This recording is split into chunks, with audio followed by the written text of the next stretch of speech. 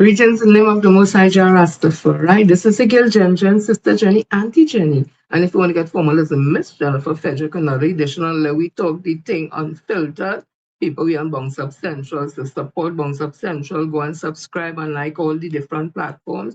And of course, if you're looking at it on Facebook, please like and share on the We Talk the Ting Facebook page. People, today is Friday, the week has just gone again. Time and tide waits on no one, but I do wait on my people. People, today is Friday, have plenty things to talk. It's all about envious and jealous-minded people, wicked and bad-minded people. But we have good things still to talk about in between. But there's always good things to share. So let me start this right now. We have a program here. And to everybody who will look on, thank you all for the support as usual. Everybody, I love all your bad. Let me start.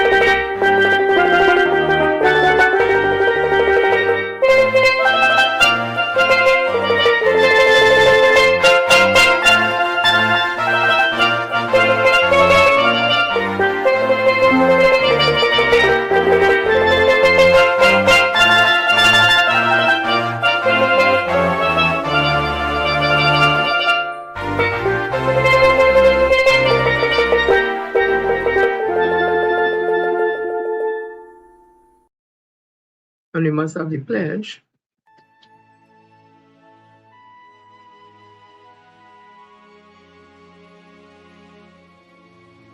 I solemnly pledge to dedicate my life to the service of my God and my country. I will honor my parents, my teachers, my leaders, and my elders, and those in authority. I will be clean and honest in all my thoughts, my words, and my deeds. I will strive in everything I do to work together with my fellow men of every creed and race for the greater happiness of all and the honor and glory of my country.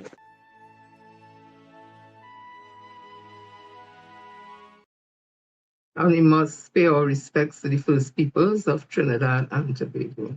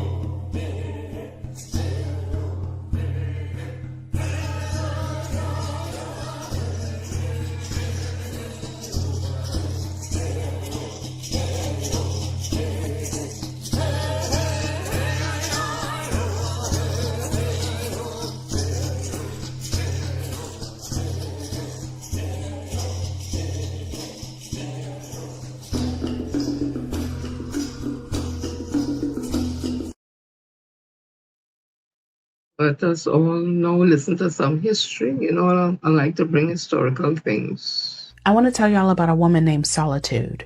In November of 1802, she gave birth in a prison cell. The next day, the French government hanged her. And the reason they waited is the part that makes my stomach turn. They weren't waiting out of mercy. They weren't waiting because she was pregnant. They waited because under French law, her baby was property. And they wanted to make sure the property was born before they killed its mother. Nobody knows what happened to that child.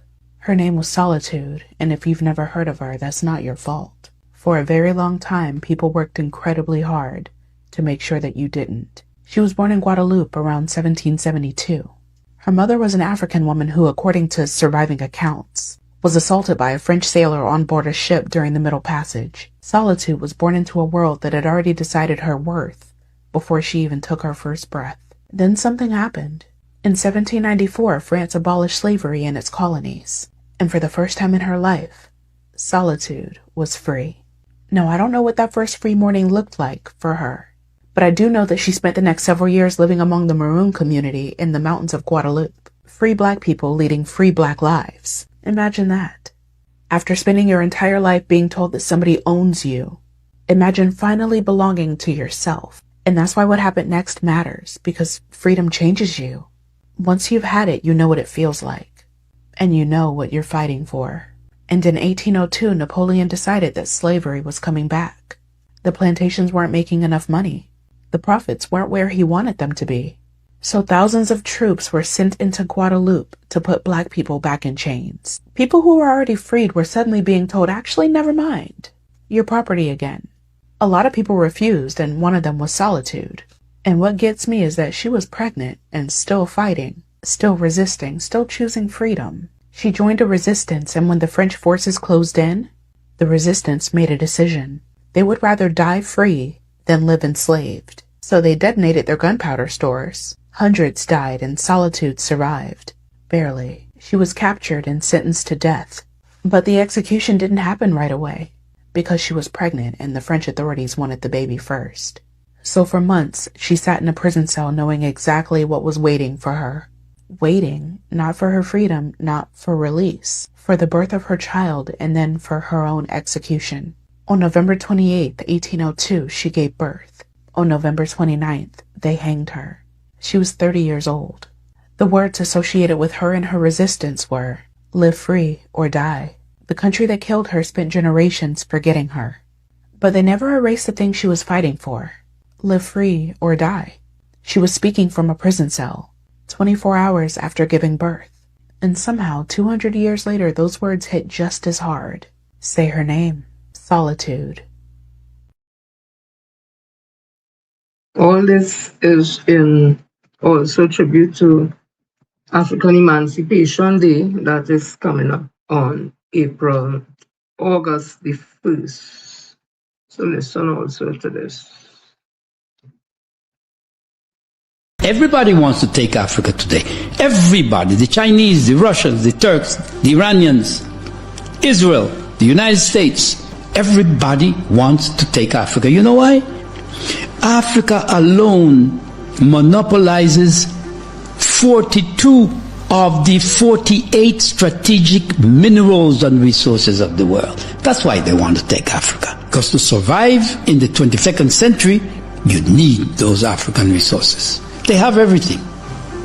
Europe doesn't have anything. What does Europe have? Europe got everything from Africa. You take away Africa from Europe and Europe is dead. Japan, big power. What does Japan has? Zero. They get everything from Africa and the oil from the Middle East. Look what is happening.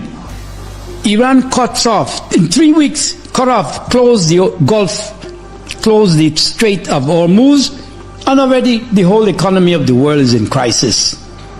So that shows you that these countries don't have the resources.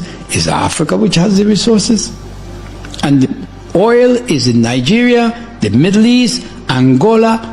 The whole platform of West Africa is nothing but oil, which has never been touched. From Namibia, you go straight up to Senegal, and Mauritania is nothing but oil.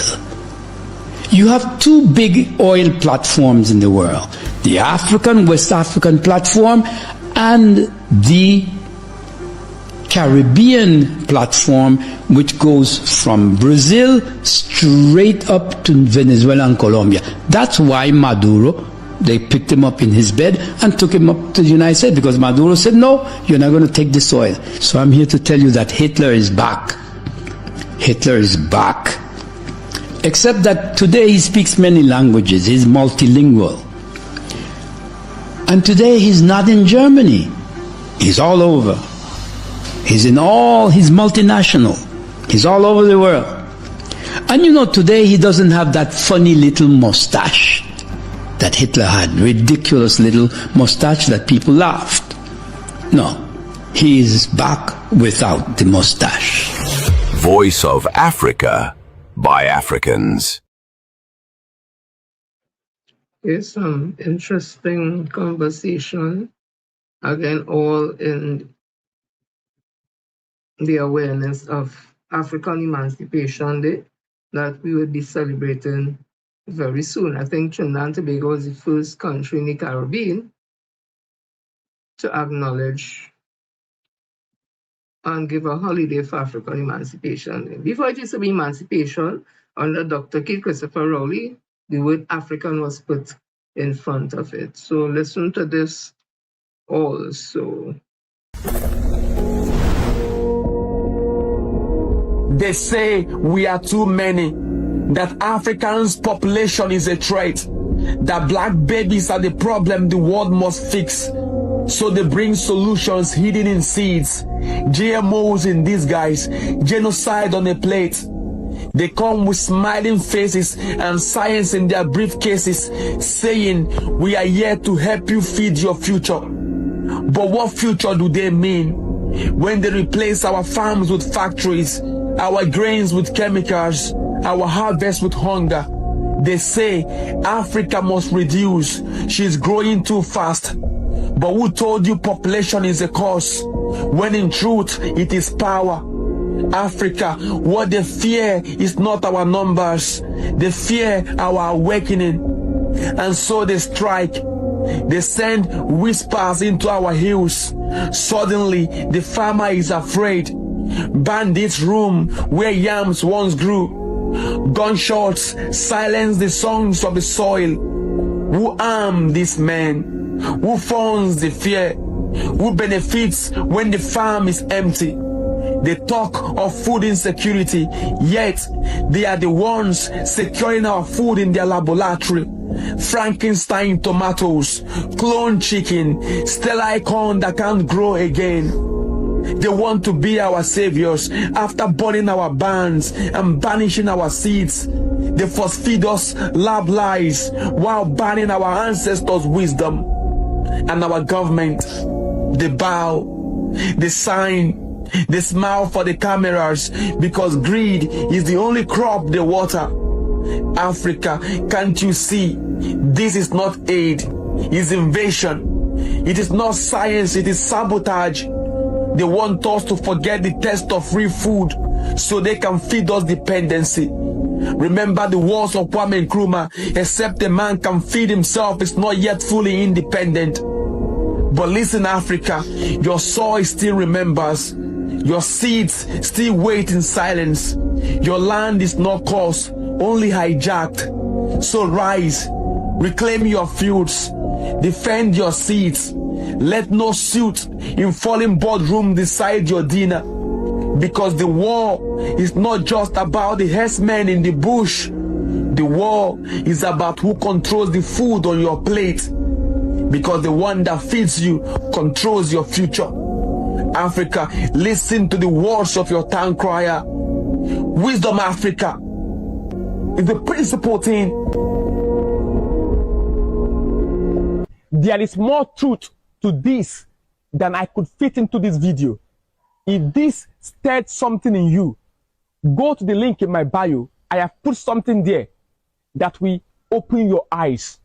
Don't scroll past it. When you are done, the number in my bio is my WhatsApp number. WhatsApp me and ask me for free books. I will give you free books that will positively shift your thinking. But first, make sure you go to the link in my bio. That's where it all starts. Wisdom Africa is the principal thing.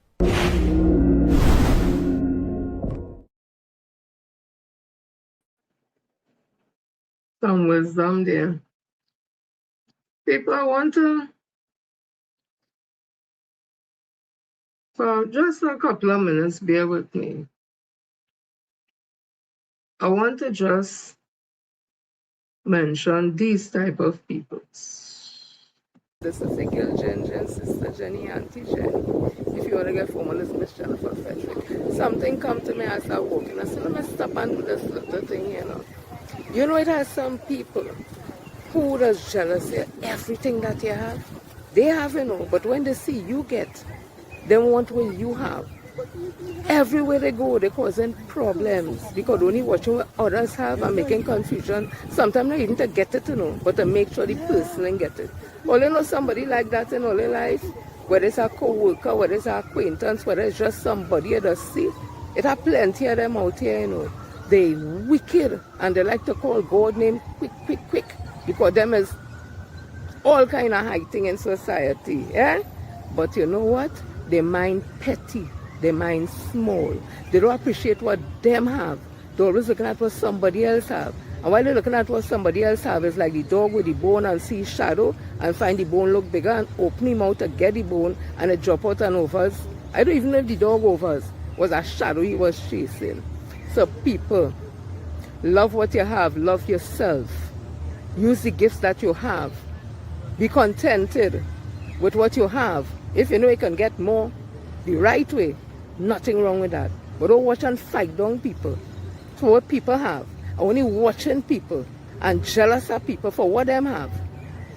And only want them to not have it. That bad mind, that envious thing, that jealous thing. Change your dirty mind. Make a new change. Free up yourself from that sort of wickedness and evil and bad-minded thing. And as I say again, envious and bad-minded people, they don't want to see you go forward, only backward. If he's one of them people, change yourself, change your thinking. All right? And there are reasons why I would have played that. I made that little video probably a year or 2 years ago, and it is so instructive now as it was then, and I'm sure it will continue to be because we always have envious and bad-minded people amongst us who don't want to see you have nothing, just them alone, and sometimes they have so much, but they just don't want you to have anything at all. And they say there are reasons why some people behave that way. Let me see. Let me get it. Let me just think it because I don't stand on my own understanding. Jealousy is silent, but it's real. And people envy you for 3 main reasons. 1. Your light. You don't beg for attention, yet every room notices you. That natural presence makes insecure people uncomfortable. 2. Your strength. Life has hit you hard, but you didn't break. You stand tall, and that resilience exposes their weakness. 3. Your peace. You're not chasing noise, you're protecting your lane. While others compete, you stay calm, and that calm drives them insane. And here comes the most important part. They won't admit it, but jealousy is just hidden admiration. Keep shining, keep standing, keep walking in peace. Because what they envy is exactly what makes you untouchable. Yeah, people always remember that. And to wind up that, this is a poem that I always love. I hope that you all enjoy it too and take some substance from it. Again, all in that realm of African Emancipation Day.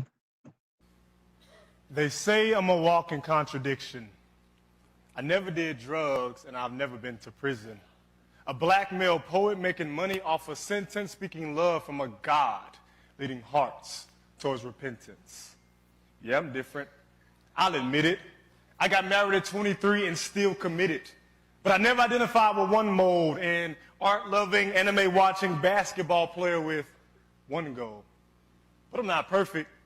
At least I tried to be. Staying clear of stereotypes that follow me like a frat boy with many girls. Yeah, I did that.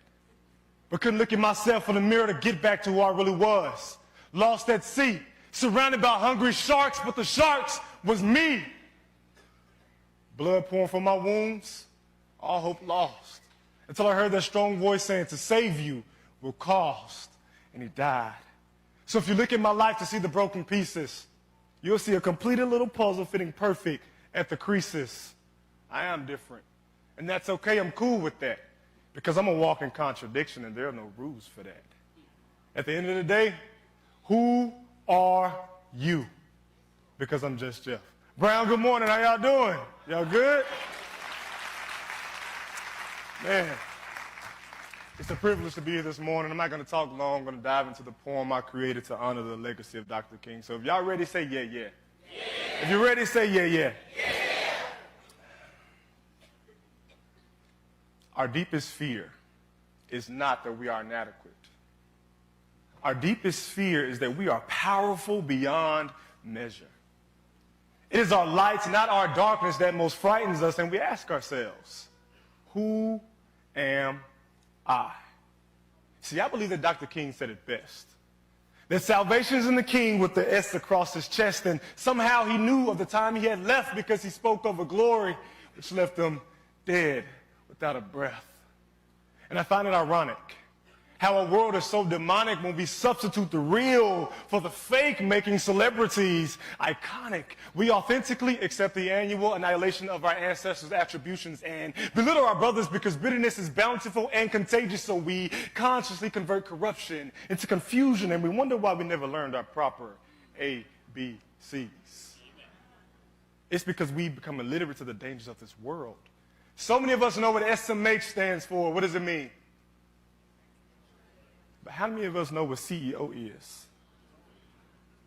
So I'm shaking my head at my generation for failing to read the proper text that places everything into context about reality. But honestly, you are royalty. Your playing small does not serve the world. There is nothing enlightened about shrinking so that other people won't feel insecure around you. You were all meant to shine as children do. You were born to make manifest the glory of God that is within us, and it's not just in some of us. It's in all of us. And as we let our own light shine, we unconsciously give other people permission to do the same. As we are liberated from our own fears, our presence automatically liberates others. And I believe myself to be an honorable man. One worth dying for according to God's master plan, which is the gospel. God overtly spreads promises of eternity to lost souls, to you and to me. Now, the only thing to fear is God. Thank y'all. What is your greatest fear? What is your deepest fear? Ask yourself that.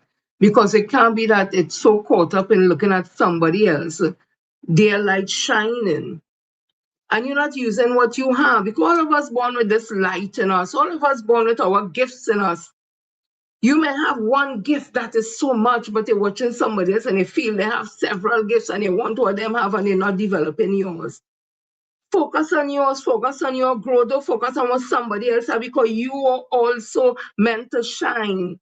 But you spend so much time watching somebody else shine and jealousing them and envying them that your light starts to dim in you, and the more it dim, it's the more envious and hateful and wicked you get. You find your light and you shine with your light and forget other people's light, because all of us are children of God.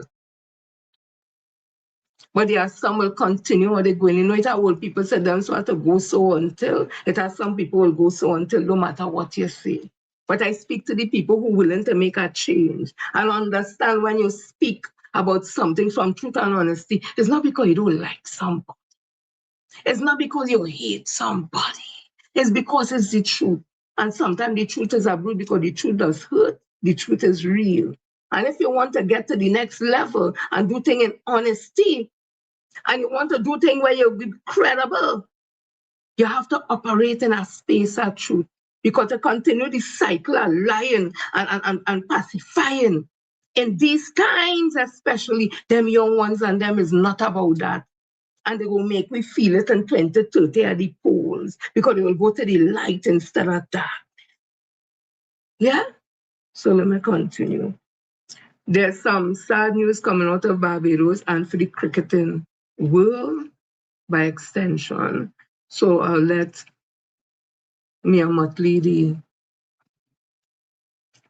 Prime Minister of Barbados, say it first, or say what this whole thing is about. My fellow Barbadians, friends of Barbados and lovers of cricket in every corner of the world, this is a solemn hour for our nation. It is with profound sadness that I now advise the people of Barbados, the region, and the wider cricketing world of the passing of the right excellent Sir Garfield St. Albans Sobers, our beloved Sir Gary.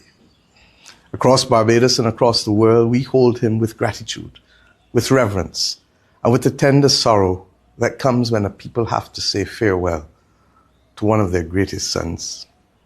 Sir Garfield St. Albans Sobers, our Sir Gary, did not begin life among privilege or parade. He began in Walcott Avenue, Baylan, a boy of Barbados, shaped by family, community, loss, discipline, and faith. He traveled from Baylan to Kensington, from Kensington to Sabina Park, and onto the world stage, carrying his country, Barbados, carrying the West Indies, and carrying the Caribbean as a whole with distinction. Long before people spoke about the GOAT, the greatest of all time, the mighty Sparrow settled the debate in song. He asked, "Who is the greatest cricketer on Earth or Mars?" Anyone can tell you it is the great Sir Garfield Sobers. Sir Gary is remembered as the greatest cricketer, the greatest all-rounder the world has ever seen, not simply because of his records, but because he became the standard by which greatness would forever be measured. We remember the image of Sir Gary kneeling less than a mile from where he was born to receive his knighthood from Queen Elizabeth, knowing full well that his people had already crowned him in their hearts. For many years, Sir Gary was our only living national hero, though the world had already recognized him long before we in Barbados made it official. There is a story from Swansea in 1968 that still feels larger than sport. On the fifth ball of that immortal over, Roger Davis held the catch. Then the momentum carried him beyond the rope. The boundary itself could not contain Sir Gary. That was his life. Every innings, however great, must at some point come to a close. The finest innings do not end in silence. They end with the whole ground rising and with a grateful people saying, "Thank you," and "Yes, we love you." I had the opportunity to speak to his children, and I therefore publicly now say that on behalf of the government and people of Barbados, I extend my deepest condolences to them, to Matthew, to Daniel, to Genevieve, and to his stepchildren Stuart and Tricia, children of Sir Gary's long-standing partner Jackie White, who predeceased him. To his grandchildren, we say we are so sorry, especially Gabriel, who lived with him. I also extend our condolences to his former wife, the mother of his children, Prue, and to his younger brother, Cecil, who we all know as Saul, and to his wider family and loved ones, friends, cricket lovers, cricketers, admirers across Barbados, the Caribbean, and the world. The government of Barbados has declared today, July 17th, a day of national mourning. There will also be a day of national mourning on the day of the internment of Sir Garfield Sobers. On these 2 days, there will be no official functions. The flag will be immediately flown at half-staff and will remain so until the interment of Sir Gary. Further information regarding the place and date of the state funeral and all other arrangements will be provided by Senator Lisa Cummins, who has been given the responsibility of coordinating the funeral with Cabinet Office and the Barbados Defence Force. Sir Gary, Barbados stands for you. The West Indies stands for you. The world stands for you. For an innings that was so well played, Sir Gary. So well played. We will always love you.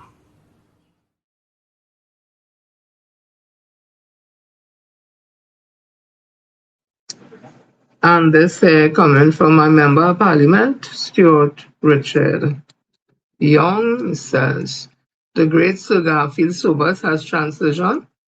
He said, "I recall watching in awe at the videos of him performing his graceful magic. The video of him hitting 6 sixes in an over from 1968 stood out to me as a young West Indian that loved cricket and followed the West Indies team of the 80s and early 90s. religiously while playing the game. Thank you, Sir Gary Sobers, and may you rest in eternal peace. One of the greatest ever. We too here on Bounce Up Central and on Let We Talk the Ting, friends and family, we too want to send our condolences to the Sobers family in Barbados and to the people of Barbados on the loss of a great son of their soil. And we hope that he's always remembered that fondly and he's always held as a treasure in the hearts of all West Indies and international alike. So, some sad news. Some sad news there. I just want to go to Tobago for a minute. So what's this from Elizabeth Williams, one of her stories, a man with a rabbit. I don't know if it's a rabbit farm, so I'm going to take a listen because like he's having some challenges. What I have here right now is the 300 kilogram mixer. So that would do all the mixing of the feed. But before it is being mixed, I have a hammer mill. So that hammer mill now, what it does, it crushes all the material and dump it into the mixer. So everything is being mixed there. Then it's being sent into an auger. So from the auger, it drops into the pellet machine. The pellet machine that I have currently surpasses the one that was here previously when you came. This pellet machine it would make 2,200 pounds of feed in an hour, roughly a ton in an hour. A mixer, hammer mill, an auger, and a pellet machine, investments towards his manufacturing hub. Farmer Eastman showed us his expanded equipment, which will produce more feed to supply Tobago's farmers. He is not stopping there, as he wishes to employ workers, adding to the enhancement of the private sector market. We're looking at employment. So we know what is the current situation here that is about to develop in Tobago as it relates to employment and all of that stuff. So I want to do my part, right, with opening the Tobago Mega Rabbitry so that it will allow not just growth and development, but create employment for persons who are seriously looking for a full-time job. Displaying his selection of rabbits, Farmer Eastman said he has outgrown the current space his equipment and animals occupy in Signal Hill, Tobago. He is today hopeful the finalization of 2 acres of land previously approved by land management can move forward in the final steps towards acquisition. So the expansion of his Tobago Mega Rabbitry can become a reality. I call in on the relevant authorities to ensure that, I get the land so we could continue with this, right? Because as it is here right now, utilizing these machines right here would not allow me to make that amount of feed. Elizabeth Williams, TV6 News. So whatever help the Tobago House of Assembly could give that gentleman, because as an entrepreneur, he's looking to expand and also looking to feed Tobago and by extension Trinidad, and also he is going to look to employ persons. What more you want? You all need to help this gentleman. Very good initiative. So we do have people coming with solutions. Well done, sir. You all know Nestle is closing down and the importance of Nestle. So I have some other news about it, and then I'm going to read an article that was written concerning that. These things have trickle-down effects that sometimes you don't even think about. So listen to this first and I'll read the article. Here is a quick news update for TNT. Uncertainty over Nestle's Trinidad and Tobago operations is raising fresh concern among local dairy farmers. The Trinbago Farmers Union is seeking an urgent meeting with Prime Minister Kamla Persad-Bissessar, warning that any interruption to Nestle's milk collection program could leave producers without a major buyer. Nestle is reviewing its local dairy and juice business, with a possible sale among the options under consideration. The company has not announced a closure or final decision. Nestle says it collects fresh milk daily from approximately 150 farmers. The government has promised to work with stakeholders to avoid disruption, while farmers now await clear assurances about their livelihoods and the future of local milk production. While that is happening, I saw in the Trinidad Express, let me see when this was, July the 16th, 2026. Local dairy farmers have warned that any collapse of the industry could negatively impact the health of Trinidad and Tobago's children and infant population, whose nutrition needs include accessibility to affordable milk and milk products. President of the Trinidad Unified Farmers Association, Shiraz Khan, sounded an alarm yesterday after what he calls a serious threat to the country's dairy industry following the announcement by Nestle's Trinidad it was reviewing options for its dairy and juice businesses in Trinidad and Tobago, including a possible exit, as part of a broader global strategic review. Khan on Tuesday led a call for an urgent meeting between dairy farmers and Nestle along with government intervention. Speaking at the Express yesterday, he called on Prime Minister Kamala Persad to treat the matter with urgency, recalling her stated commitment to the well-being of the nation's children. This could potentially cause malnutrition among some of the children of the nation. There are many families who rely on access to affordable and quality food items, including milk for their children, Khan said. He reported that TNT dairy production has steadily declined since 2000 due to factors including rising operational costs, animal theft, and the lack of state resources, including veterinary services and approved land tenure. Khan, who also operates a livestock farm in Carson Field, said some 200 farmers, including up to 70 dairy farmers and their families, will be impacted by any loss of business with Nestle. He went on to reject any suggestion that TNT could import more pasteurized milk if Nestle were to shut down its dairy operations. There is an urgency to address our nutritional security.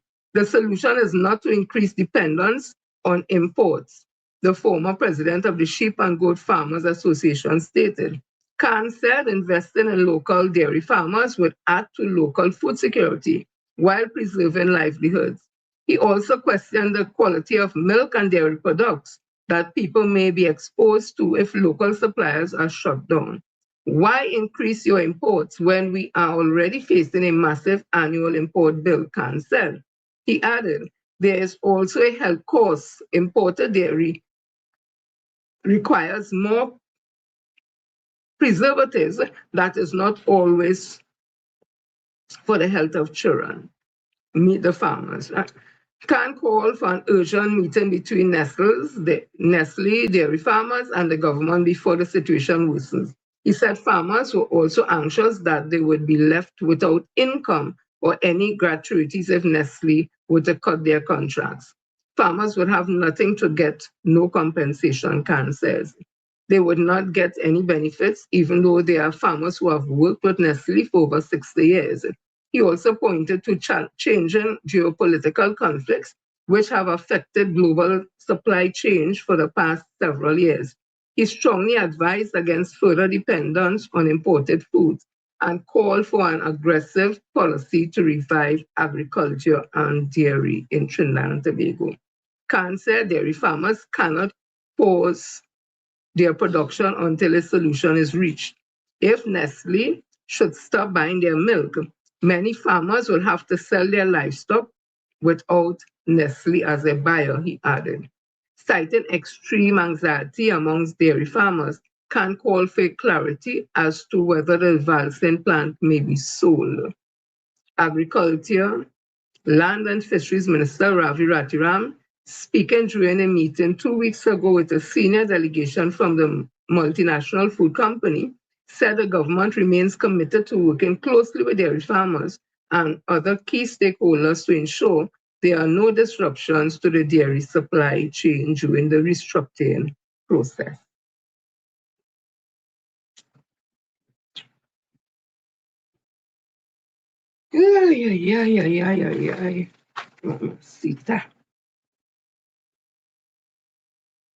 Then we have Methanex now again. And this is recent news. Voting have consequences. Voting have consequences. This was in the news day 1 day ago, or Express, 1 day ago. And it says here, Methanex indefinitely shut down its Titan methanol plant yesterday morning. Weren't we told by the Honorable Minister of Energy, Dr. Mulilal, something to the effect that, I'm not saying word for word, like paraphrasing, they're just singing it for a while and thing, and they will come back or some kind of thing. So, okay. This was confirmed by Managing Director and President of Methanex Trinidad and Tobago, Colin Bain, when contacted by the Express yesterday. In a brief WhatsApp message, let me make sure it is a recent story, July the 16th, 2026, right? In a brief WhatsApp exchange, he said Titan ceased production this morning. That would have been the 16th. The 16th was what, not yesterday, I think. Former Prime Minister and Energy Minister Stuart Young in a post yesterday blamed the government led by Kamala Persad-Bissessar for this shutdown. Sad days for our energy sector in Trinidad and Tobago as Methanex commences its indefinite shutdown. Titan is being taken offline, he wrote. Young continued, this shutdown is due to the Kamala Persad-Bissessar's government inability to negotiate commercial terms, incompetent and unsophisticated. The PNM administration managed to get commercial negotiations done from 2015 to 2025, keeping our gas sector going with jobs, forex, earnings, and benefits to Trinidad and Tobago. In less than a year, the UNC has destroyed our energy sector. Who is winning? Energy Minister Dr. Rudan Munilal was contacted for comment yesterday, but there was no immediate response. But on June 29th, Methanex Corporation announced its plans to indefinitely idle its Titan methanol plant in Point Lisas as it was unable to agree on a new natural gas contract. In a release that day, the Vancouver, BC, Canada-based company stated Methanex Corporation announced today that it had been unable to agree to a new natural gas contract for its Titan methanol plant in Trinidad and Tobago. 860,000 tons per year capacity. And as a result, we begin the process of indefinitely idling the facility. In that, it stated that Titan, that was June the 20-something, it stated that Titan existing natural gas contract expires in September. The company employs more than 100 people. Methanex will undertake a preservation process at the Titan plant to provide optionally for a future restart should conditions materially improve, the company added. The Atlas methanol plant, a joint venture in which Methanex held a 63.1% economic interest, remains indefinitely idle in a preserved state.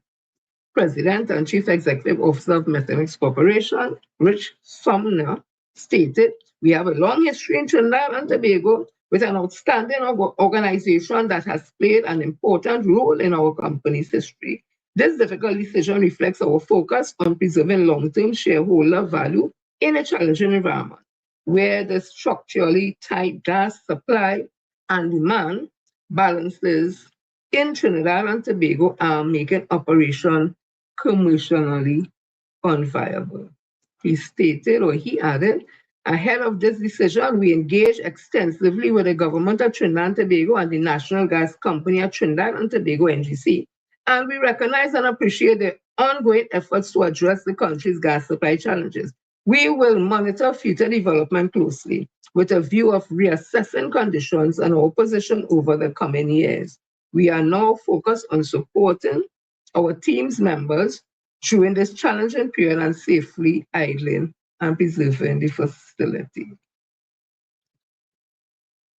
In May, while Nutrien began the process to sell its TNT assets, Methanex had signaled it was actively weighing its option amidst uncertain gas supply negotiation with NGC. And they are saying the shutdown is in response to port access restriction imposed, that was October 23rd. Nutrien had said the reason for the shutdown was in response to port access restriction imposed by Trinidad and Tobago National Gas Corporation, NEC, and a lack of reliable and economic natural gas supply that had reduced the free cash flow contribution of the Trinidad nitrogen operation over an extended period of time, right? So things have changed. Methanex is out of here. 100 jobs at stake. Nutrien has gone. And we continue to see Nestle's is going. We are hearing the farmers are concerned about malnutrition with children. I had that concern, but it wasn't about Nestle's, because back then I never thought Nestle's was going to close. I was looking at the fact that 10,500 CPEP workers, European workers, 1,000 of European workers, reforestation workers, and 1,000 of contracted workers are on the breadline now. And I know some of them have children, young babies, and they need milk, they need food. And I was saying that we may see an increase in malnutrition in children very soon. It's ironic that the farmers, dairy farmers, are saying basically the same thing, but they are speaking about the milk and the milk products.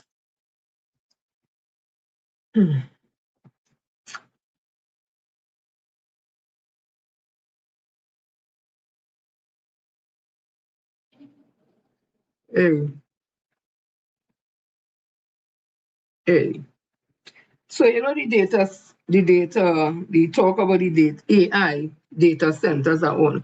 Now the issue is not the traditional data centers that we already have in this country. We have the traditional data centers. The human beings still work and they collect data and that. We have that. It's the AI aspect of the data centers that people are having challenges with. The AI, the artificial intelligence, which just says off the bat, human beings not going to be working in those data centers. And if you have robots doing that, they don't eat food like we and rest like we, but they have to have certain things to have them going. Energy is one of them, right? So listen to people who knows better than me. And I have something coming on Tuesday, God's Spirit, I'll tell you all as we go along. So listen to somebody who understands these things, or these things better than I. This is what it's like living with a data center in your neighborhood. And this is what it's like living with a data center on your block. And this is what it's like living with a data center on your block inside of your house with all of the doors and windows closed. Sometimes they flood your neighborhoods and do nothing about it. House was pretty much surrounded by water. Record levels of flooding coming out of this site. But most of the times they do this to the neighborhood water supply. Water pressure in the kitchen.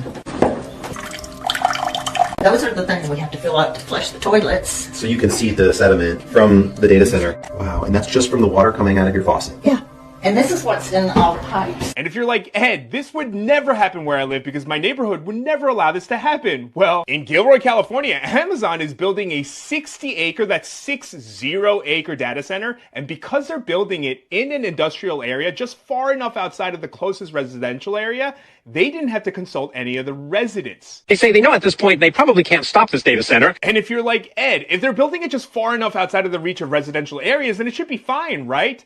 Nope, because they're illegally and secretly building power plants inside of these data centers. This is what it looks like in a standard drone shot, but watch what happens when I switch to thermal. Wow. Those smokestacks that you see, they're literally built to disperse pollutants into the area. That's why even though you don't actively see smoke coming out of those smokestacks, under heat, you will see that they are actively burning pollutants into the air. And it's crazy that Lee Zeldin, the current head of the EPA, the Environmental Protection Agency, when he took over office last year, stated that he was boosting AI, the Environmental Protection Agency head, which has not only allowed this data center, but because these data centers require so much energy to operate, even Elon Musk's ex-AI data center in Memphis, Tennessee, was found that they were illegally generating extra electricity. Surprise, because they had secretly built an illegal power plant inside of their data center. See those smokestacks with all of those smoke coming out of it? And it's because the EPA Administrator Lee Zeldin has stated that he will not set national environmental standards for AI data centers, even though the EPA's own website clearly states that those emissions have serious serious health and environmental impacts, and again, on the EPA's website, that are not limited to the area immediately adjacent to the plant, but because air pollution can travel over long distances, the impacts of power plant emissions can be felt locally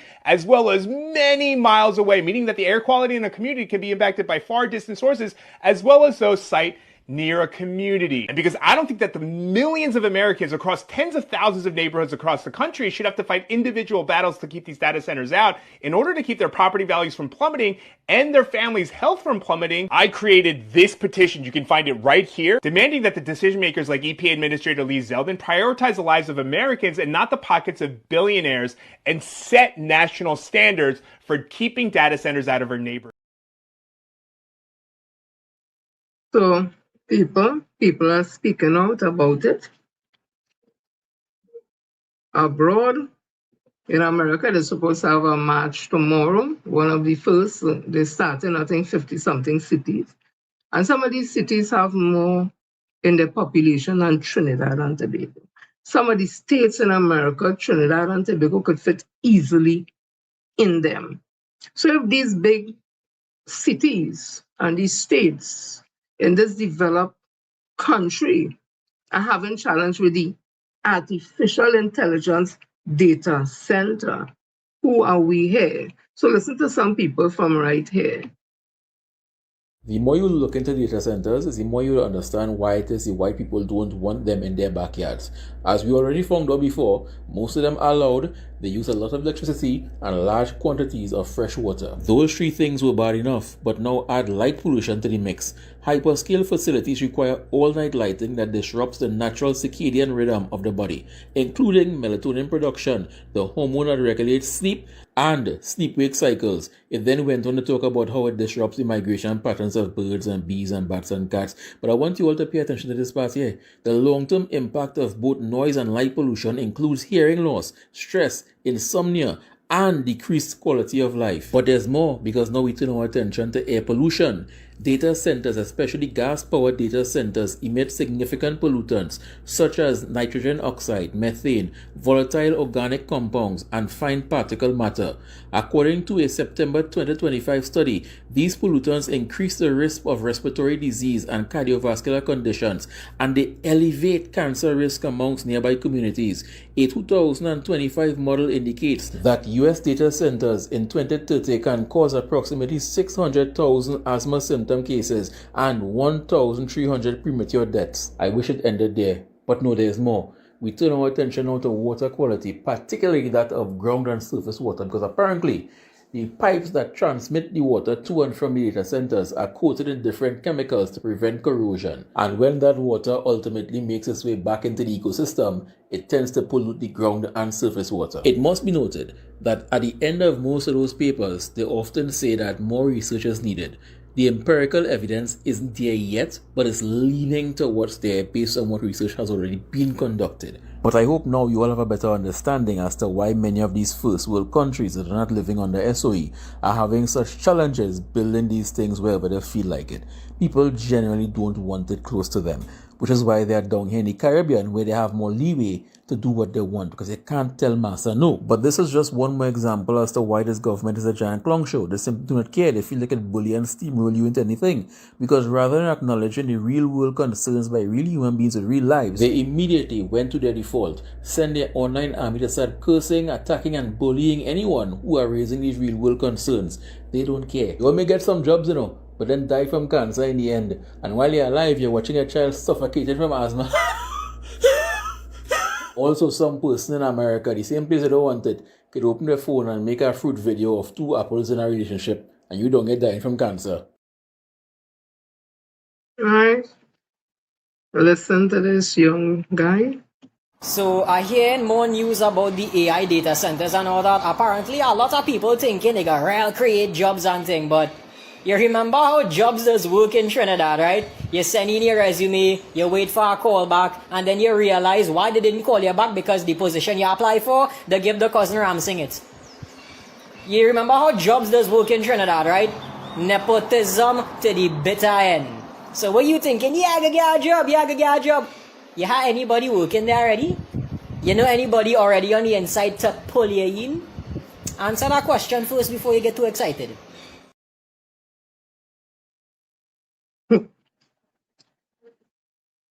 This is my member of parliament who just said something on the AI data centers.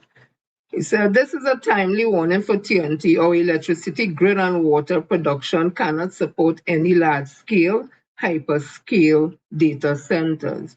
We also need to know what concessions being asked for.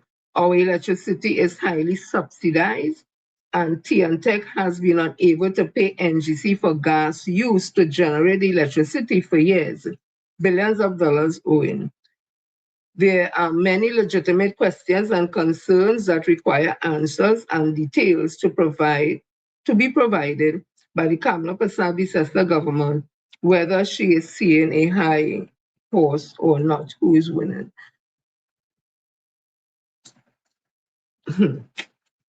On Tuesday, I am going to have somebody on this show, who has the competence, the expertise as subject matter expert on AI and IT. And this person has more than 3 decades in business administration, network engineering, information technology, and management information system fields. They worked in Silicon Valley in research and development as a program project manager and enterprise technical transformation architect, and was also enterprise technical training director for global Fortune 500 technology companies, and also serve as a college lecturer. The person is recently or currently retired, and I have asked that person to come on the show on Tuesday to give us a real life, not that we're not having real life discussion, but actually somebody we could talk to, interact with, to tell us more about the dangers of AI data centers. So look out for that on Tuesday, people. I love to play this because voting have consequences. When you voted for the UNC and realized you mess up.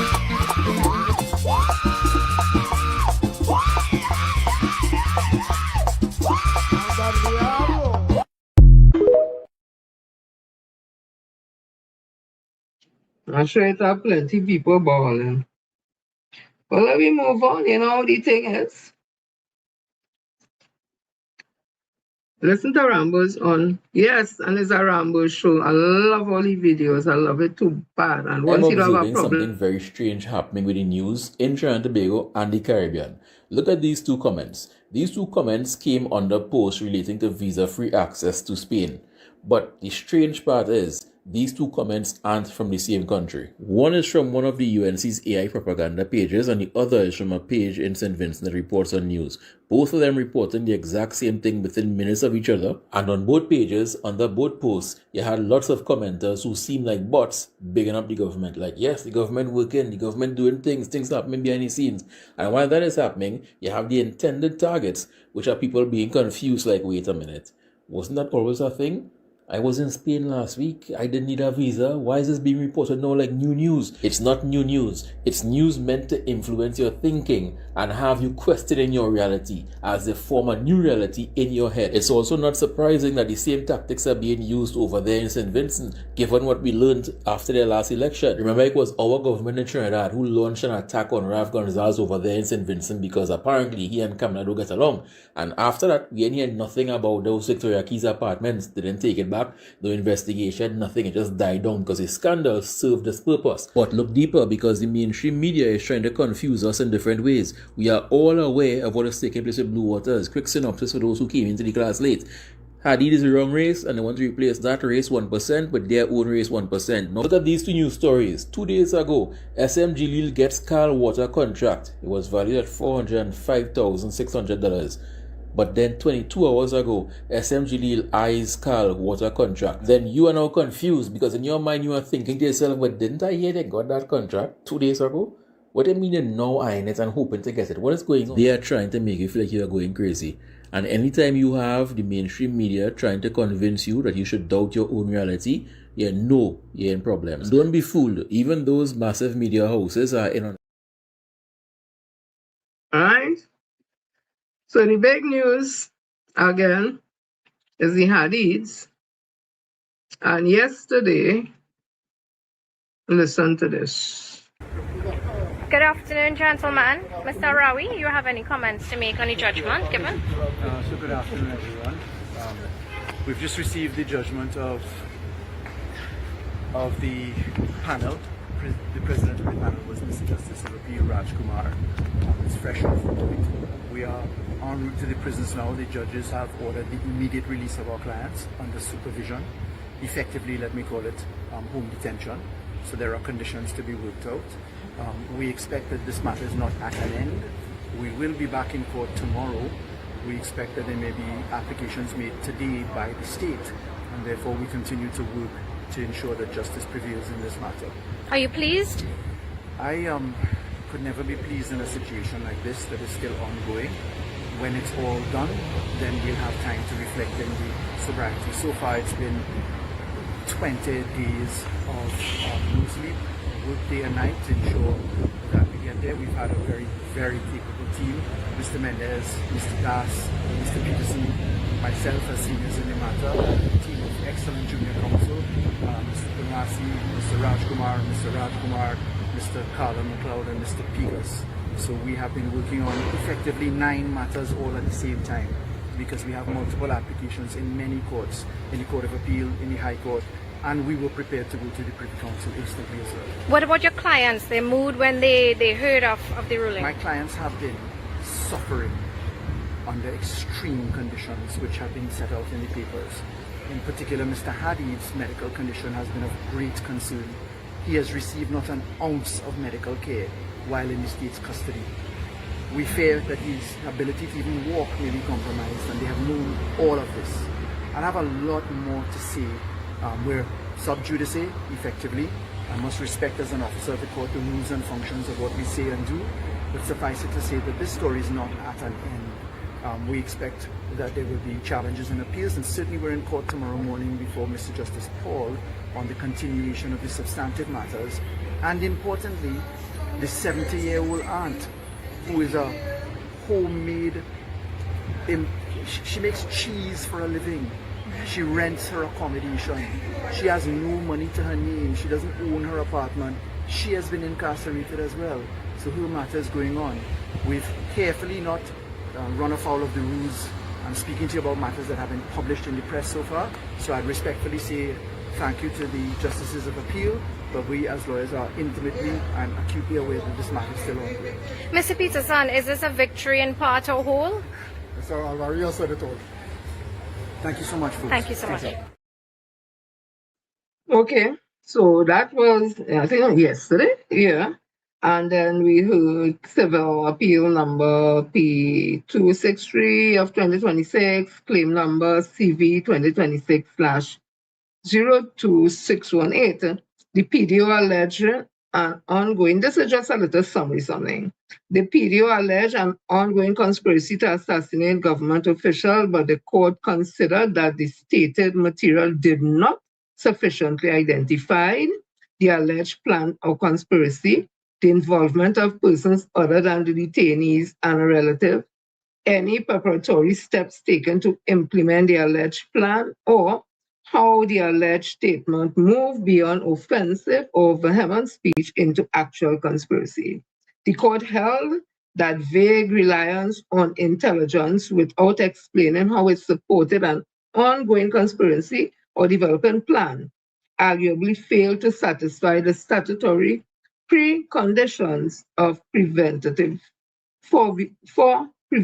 detention. And this is just a summary somebody gives. This is not the whole thing. Somebody take out a part of it, and this person is a lawyer, so I trust that they know what they are saying when they would have took out that part and summarize it for people, because sometimes people want to go and read that whole long thing, right? So then there were conditions when they were released that they were to be under house arrest. And these are some of the conditions I'm seeing printed here. confinement to their home at 23 Pine Avenue, Bayshore, Westmoreland, to surrender their passport and other travel documents, to surrender all firearms in their possession, to surrender all communication devices, not to communicate with persons outside the local address, whether directly or indirectly without prior approval by the Commissioner of Police, and not to attempt to leave home without the permission of the Commissioner of Police, not permitted to have visitors without prior approval of the Commissioner of Police, only listed and approved medical and legal practitioners and or caregivers are permitted entry to the home. 9, to allow entry onto the premises by an authorized and designated member of the Trinidad and Tobago Police Service at reasonable times to attend and conduct inspection to confirm compliance. Then we saw all over Facebook one set of cars, I don't know if it's police cars or what, went into the property and did see a police mobile unit on there. So apparently they're going to have a police mobile unit there on the property. So people were waiting and waiting to see what's happening because the court did say that they should be released, something to that effect. And then we saw this. So we're outside Golden Grove Prison. As you are all aware, at 2:40 p.m., the Court of Appeal, full Court of Appeal, that is the 3 judges that sat this evening. The President was Mr. Justice of Appeal Peter Rajkumar, Madam Justice of Appeal Miradine Amara, and Madam Justice of Appeal Madam Joan Charles. They granted immediate release of clients, Mr. Robert Haddon and Ms. Genevieve Haddon. And by immediate, I mean immediate. Those orders were served on the Commissioner of Prisons. And as you saw, I came here to attend upon the immediate release of our clients. Unfortunately, what happened was they just simply refused to release them. Not by an overt statement, but the statements from the officers on the inside knew that they had no authorization. We made several attempts to contact all relevant persons, attorneys at law for the Minister of Homeland Security, the Commissioner of Prisons, everyone. Suffice it to say that you saw the police come and go, and that was special branch officers that came there. They too were and the state brought an urgent application before the Court of Appeal tonight, seeking leave to go to the Privy Council and asking for a stay of the judgment of the full Court of Appeal, which sat today. We just appeared before Mr. Justice Mohammed, Mr. Justice Rahim, and those of course judges of appeal, and led by the Honourable Chief Justice. And we had a hearing. I was online for that hearing. And the Honourable Chief Justice has granted the matter to carry over to tomorrow at 3 p.m. when we go into the full Court of Appeal. And they have permitted me access to my clients now since 9:45. But as you've seen, no one has opened the door. So the Honourable Chief Justice directed that I be permitted access to my clients. It's now 10 p.m. and gates are yet to be opened. So this matter is just out of courtesy for the media who has been here all night long wondering what's going on. Of course, I respect your diligence as the Fourth Estate. The matter is under consideration by the Court of Appeal. The state has been granted leave to go to the Privy Council, and therefore we'll be taking our arguments in relation to the state tomorrow at 3 p.m. before the full court, with the President being the Honourable Chief Justice. Okay, so that's the best that I can give you for now. I just don't want to see you standing here for much longer. So I propose, as soon as they open the gates of the prison, to go in and take instructions so that we can deal with this matter in court tomorrow. So the application that's on tomorrow is whether a stay should be permitted of the judgment that came today from the President being Mr. Justice of Appeal Peter Rajkumar. That's what's going to be heard tomorrow at 3 p.m. We already have a judgment of the Court of Appeal of the Republic of Trinidad and Tobago granting them their immediate release. The question is whether that ought to be stayed pending the outcome of the Privy Council's consideration of the matter. And that matter is going to come up tomorrow at 3 p.m. For argument and for consideration by the panel presiding, of course, would be Mr. Justice, forgive me, the Chief Justice, the Honourable Chief Justice of the State. Okay? So those are the moving parts. And matter sub judice, so let's let it proceed to the court. That's going to be a matter that I can't predict right now. The Privy Council term ends this month, so it would depend upon whether the Privy Council hears this matter urgently or not. So there are a few moving parts in that. So they've just got the appeal months ago from the Court of Appeal. Court of Appeal sat tonight, and we consented to an appeal as of right in any event. So we didn't stand in the way of that appeal. That appeal the appeal to the Judicial Committee has been granted. The full matter has been considered. So that will take its process right now, and one can only hope that the matter is heard with urgency at the Privy Council. Seeing this here, court stand-ons Hadid case to consider a ruling. The legal battle over the detention of the Hadid family remains unresolved after Chief Justice Ronnie Boodoo Singh stood down the matter on Friday around 5:45 p.m. to consider submission before delivering a decision. The hearing before Chief Justice Boodoo Singh and Justice of Appeal Mark Mohammed and Ricky Rahim focus on the state's application to maintain a stay of the Court of Appeal's earlier ruling, which ordered the Hadids released from strict house arrest. Attorneys representing both the Hadis and the state appeared before the court with the IAN news capturing the arrival of the legal teams at the Hall of Justice in Port of Spain earlier on Friday, which today.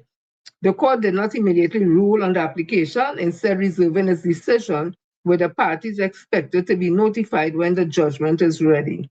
The outcome will determine whether the Hadis remain under strict house arrest pending the state appeal. Appearing for the Hadis are senior counsels Douglas Nance, Rishi Das, Faris Awari, and Gilbert Peterson, along with Chase Pegas, while King's counsels James A.D. and Thomas Richards and Joel Ramdeen represented the states, representing the state, story by IAM. And these King counsels are being paid with the state's money, which is taxpayers' money. They are from England. That would be one James E.D. and Thomas Richards. So we await to see the continuation of this sad state of affairs. While that is happening, extradition proceedings against Warner permanently stayed. Damages cost to follow. So apparently, the High Court has permanently stayed the extradition proceedings against former FIFA Vice President Dr. Jack Warner in a 71-page judgment delivered on Friday morning. Look for some. Look for some. Let me continue. Excuse me.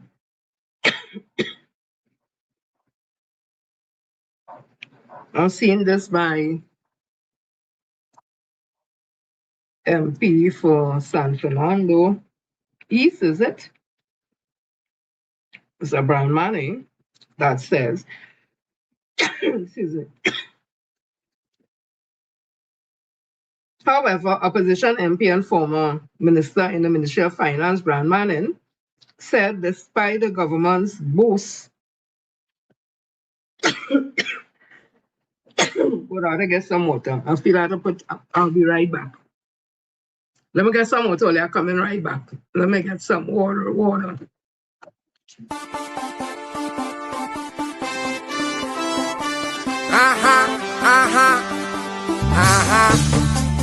See me,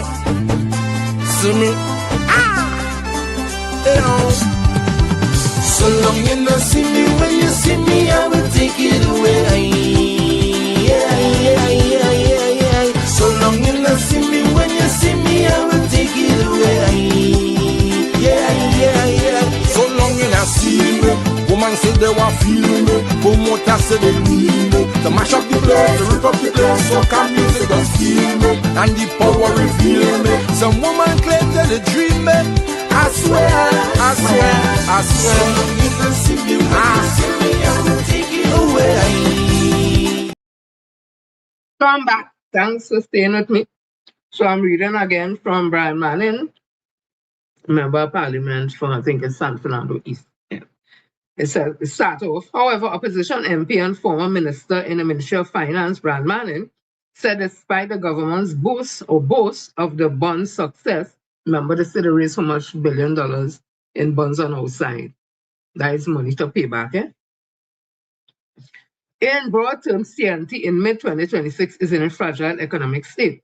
In response to questions from the Business Guardian, Manning noted the growth projections were lower and foreign exchange concerns remain along with the country's growing debt as well as what adjustments could be made to address it.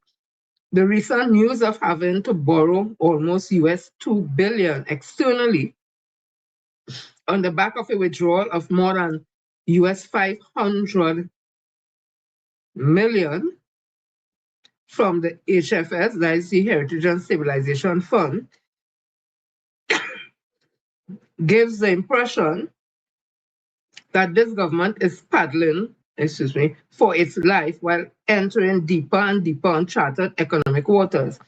With a perennial fiscal deficit, the issue is less what to slash and more what to structurally reform, said Manning, the MP for San Fernando East. That was correct. There's too much of a dependence on the energy sector, but the government is at the same time startling the rest of the economy with these incredible taxes and fines, he said. It makes no sense and certainly won't grow the economy, he added, questioning whether the bond was as much of a success as the government suggested, given that it may add to the country's debt profile in the long run. Since only $1 billion was needed to refinance, the extra $800 million is new external debt used for general budgetary purposes, that is, to fund ongoing deficits rather than transformative investment, he said.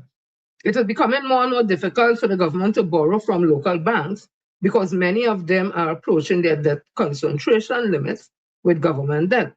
This means that they are forced to borrow externally, which is more expensive and must be repaid in US dollars.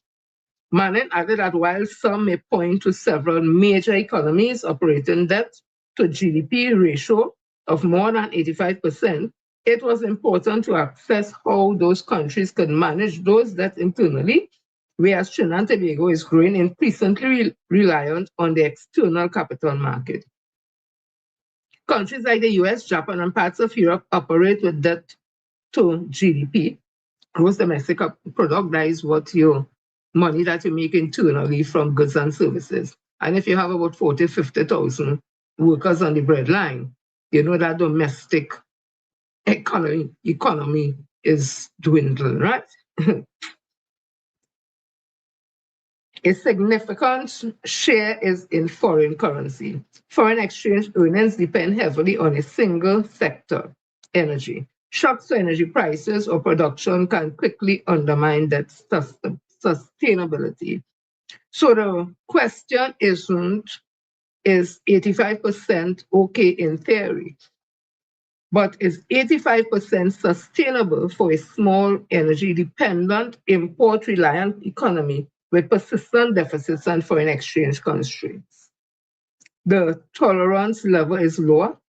If fiscal consolidation, energy revitalization, and diversification are pursued seriously, the country can step back to safer economic grounds.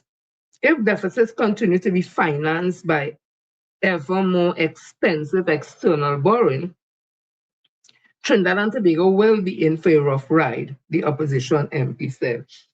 And I remember Stuart Young on the platform during the 2025 general elections stating that we're going to buy the IMF and we're going to put a devaluation on the dollar. So we will see.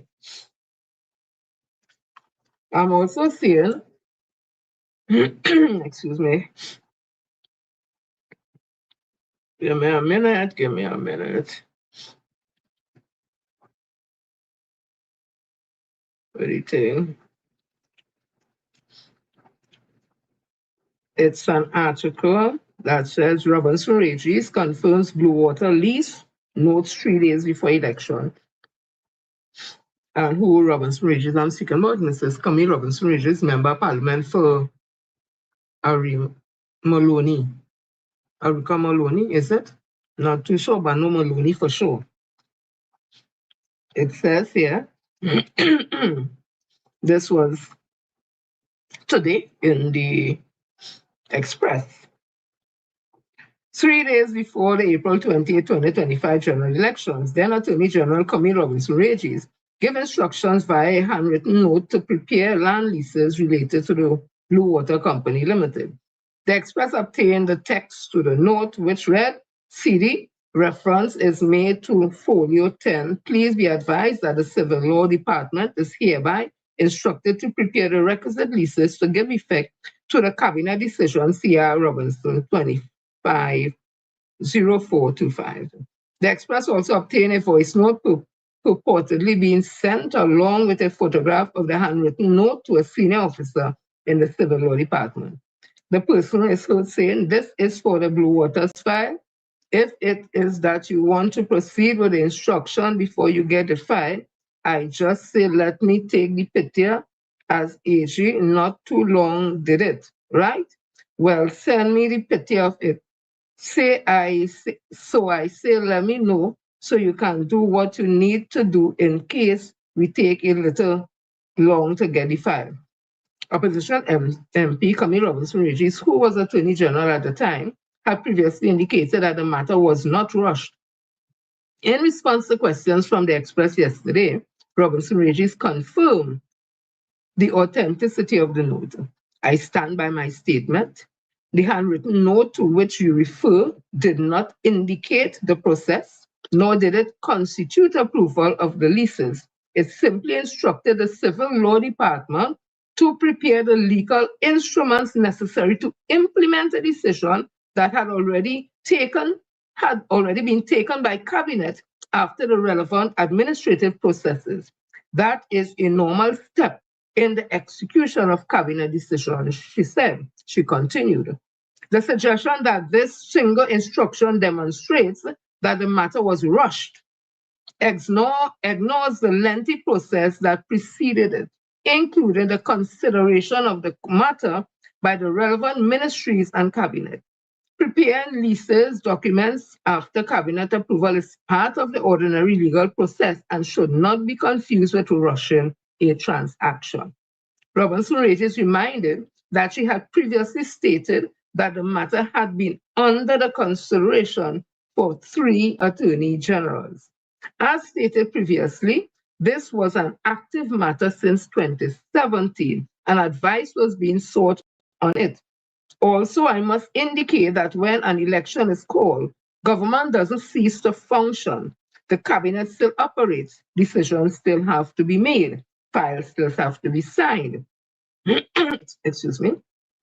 It is also important that the public understands that implementation of Cabinet decision does not begin on the day of a minister signing a note. Such decisions are typically preceded by weeks or months of work by public officers, legal advisors, and the relevant ministry, she said. The MP said focusing on one's administrative instruction without that context creates a misleading impression. Additionally, I am well aware that I would have given handwritten instructions, which is the norm for ministers to write instructions by hand and sign same on government files, knowing full well that it could easily be leaked or revealed, especially when you have nothing to hide. Asked about the government decision to rescind the leases, Robinson Regis said that was entirely a matter for the government, and it must be prepared to justify that decision on legal and factual grounds. If the government believes there is a lawful basis for rescission, I should clearly state that it should. If the government believes that this is a lawful basis for rescission, it should clearly state that basis. She added, the government of the day has its reasoning behind its action and or omission. I can only hope that it generally best suits the people of Trinidad and Tobago. Equally, any persons whose rights may have been affected are entitled to whatever legal remedies are available to them. I nearly finished. I want to give justice to this, so I want to read the whole thing. On May 5th, 2026, Minister of Land and Legal Affairs Salam Hussain write to businessman Dominic Hadid, owner of the Blue Waters, informing him of a cabinet decision to rescind a decision of the former PNM administration with respect to the leases, which centers on prime agricultural lands that were initially leased to French spirit giants Pernod Richard in 1995. Blue Waters acquired the local holdings of Pernod Richard in 2007 and has since been in negotiation with successive governments regarding the leases. Since October 2025, Hussain had flagged the matter in Parliament during the budget debate. Without naming individuals, the minister said the former government, days before the April 20th general election and its last cabinet meeting on April 17, 2025, rushed the approval of a lease for a water company. He said that on the night before the election on April 27, 2025, a WhatsApp voice note was sent by a person named Solange de Souza, a former PNM Fyzabad general election candidate, who worked in the office of the Attorney General as chamber manager. He said the voice note instructed a person to proceed with the file. Basically, what she's saying, Mr. Speaker, in the voice note is that the AG has just given instruction. The file can't reach by you as yet, proceed with it. If the file can reach by you as yet, proceed with the issue. He said, noting that the former Attorney General at the time was Camille Robinson-Regis. He said that on April 25, 2025, a note was issued stating, please be advised that the Civil Law Department is hereby instructed to prepare the requisite lease list to give effect to the cabinet note. Let me read again what Ms. Camille Robinson-Regis, excuse me, would have said based on what he is saying. Opposition MP Camille Robinson-Regis, who was Attorney General at the time, had previously indicated that the matter was not rushed. In response to questions from the Express yesterday, Robinson-Regis confirmed the authenticity of the note. She said, I stand by my statement. The handwritten note to which you refer did not initiate the process, nor did it constitute approval of the leases. It simply instructed the Civil Law Department to prepare the legal instruments necessary to implement a decision that had already been taken by Cabinet after the relevant administrative process. That is a normal step in the execution of Cabinet decisions, she said. She continued, the suggestion that this single instruction demonstrates that the matter was rushed ignores the lengthy process and that preceded it, including the consideration of the matter by the relevant ministries and cabinet. Preparing lease documents after cabinet approval is part of the ordinary legal process and should not be confused with rushing a transaction. Robinson-Regis reminded that she had previously stated that the matter had been under the consideration of 3 attorney general, right? So I think she would have answered that whole thing very properly. Always they're trying, in my opinion, to make some kind of ritual about things that could be easily explained. I continues. I continues. All the people only feel this thing. Please look at this. Listen to this. You, yes you have been lied to, and I'm here with the proof. All the time on social media, the 1% wicked and bad, the 1% evil, stay away from the 1%, don't do business with the 1%, don't vote anybody who supports the 1%. Meanwhile, yesterday, at the Prime Minister's unveiling of this grand plan that she has, who are these gentlemen standing up here? From left to right, Anson McCall Group Chief Executive Officer, Anthony N. Sabga III. Next to him, we have Anson McCall Executive Chairman, A. Norman Sabga. Who are they? They are called the 1%. In fact, they are called the 1% in the 1%. Standing up there, talking to the Prime Minister of Trinidad and Tobago. You know who else was invited to that? Not you, obviously. Other 1%ers. Other people who are movers and shakers in the country. The same people who you are told learn nothing from. Don't even watch in the direction. They are bad, evil, wicked. And they're coming in my comment section fighting while, because they hear some asshole somewhere on the other end of the internet saying, the 1% wicked and bad. The 1%, and then their same government is in bed with the 1%. And it's not like they were passing and they just happened to see an event and say, hey, let's walk into that event. People would have had to be invited. You wasn't invited. I wasn't invited. They knew who they were inviting. But then again, this isn't news to most people, While you all are in the comments arguing and fighting, most people already know this to be a fact. Unfortunately, the old saying applies, where horse reach, donkey will reach. And for you all, many of you all are still on the way. I can tell you exactly what is and what is not going to happen. One, what is not going to happen, none of you who took chain up as a poor person in the ghetto going to get no $1 million contract anywhere in this mess. What is going to happen is the 1% is going to come in, make an entire freight train load of money, and you, the one who took chain up, will have to settle for a construction job here and there, or selling alupai and doubles outside the construction site in the hot sun under a tent. You're chupedy. That's what you are. You are, in fact, you are mentally stupid, bubbly. Because the bubbleizing you mentally, and you stand up there taking it as gospel because you're chupedy. This right here is the worst thing that can ever happen to you in this lifetime. I'm not even saying what it represents. You're big and you have sense. This is the worst thing you can ever allow to happen to you. I have been saying it from day one. There are persons who use black people's own insecurities about wealth against us.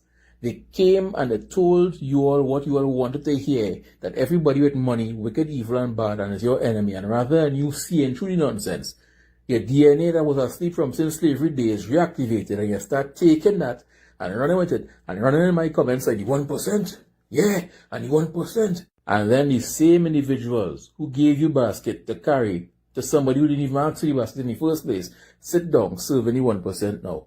And you sit out there broke, dusty, and poor.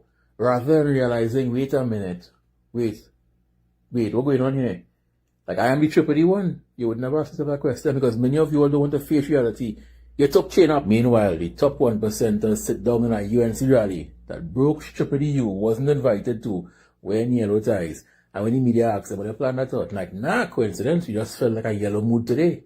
Just flying in the face of us because everybody's shipping apparently. I don't give them wrong, I don't give them wrong at all. You have a government that come in to talk about they're going to revitalize the country and build mega projects all over. Meanwhile, the country have no money. Deep down, they and all here questioning, where's she getting her money from? But wherever she getting it from, they want a piece of it. I can tell you that. In fact, they want a large piece of it. Meanwhile, you in 94 or 85, struggling to get US to buy a little Shein perk. You know, cheap shepherd wig and things buying online. Them hard wig, the deflecting wind. You know what I'm saying? The breeze will blow the hair blowing the breeze, right? Well, they're struggling to get US to buy that, right? And these men here sit down like, we go play the game. If there's money to be made, we go make it. I ain't saying no to the money. Bring that yellow tie from LA. Alright, people. Hey, hola, doy. Have a new segment, only listen to it. It's a Flashback Friday. Bring it. Flashback Friday. Oh, God. Flashback Friday.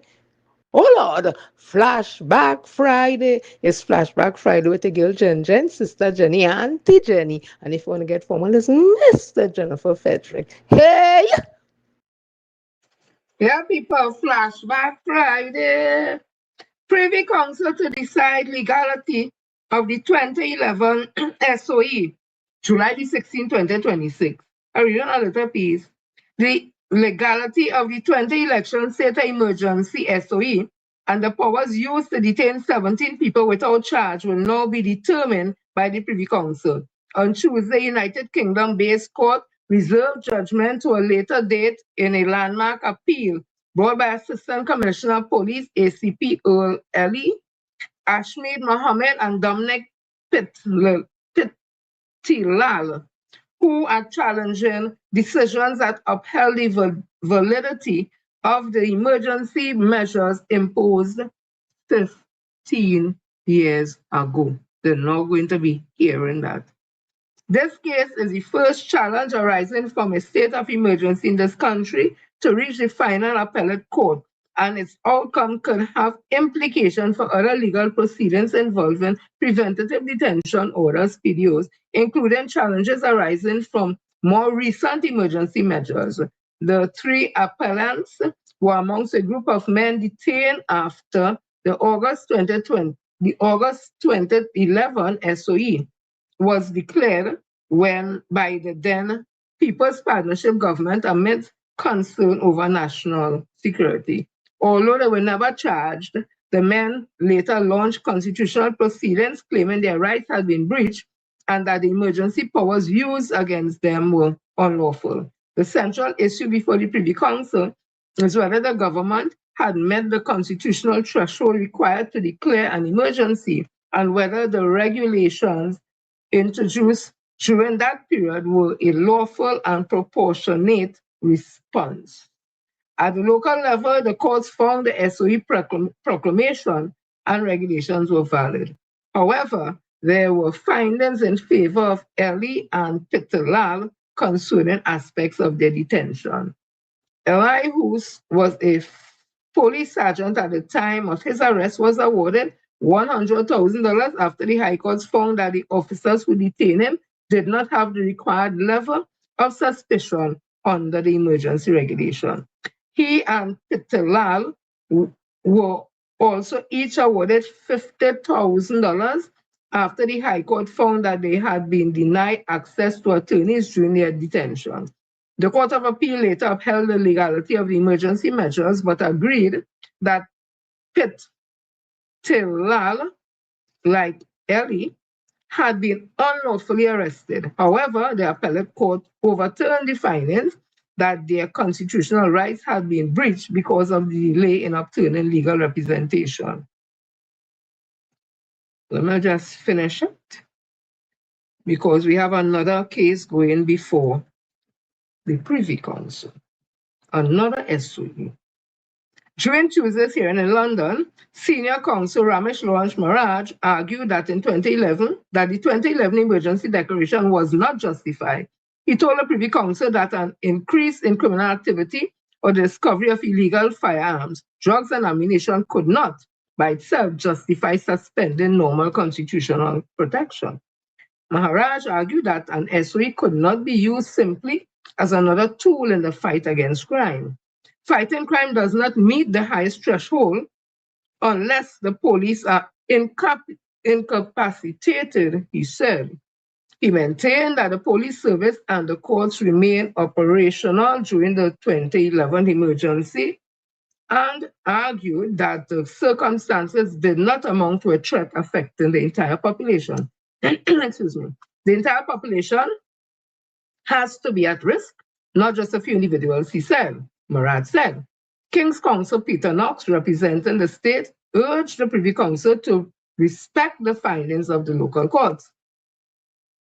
He argued that the Court of Appeal was correct in concluding that the emergency regulations were a reasonable and proportionate response to the circumstances at the time.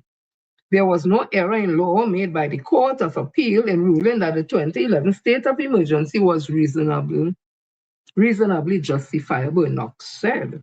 He also defended the appellate court's decision concerning access to legal representation, arguing that the appellants had not been prevented from seeing attorneys altogether. They were not told they cannot see a lawyer at all, just at that time, he said. So we wait to see the outcome of that. You all remember also, UNC sold a painting of Kamla Prasad Bissessa for $200,000.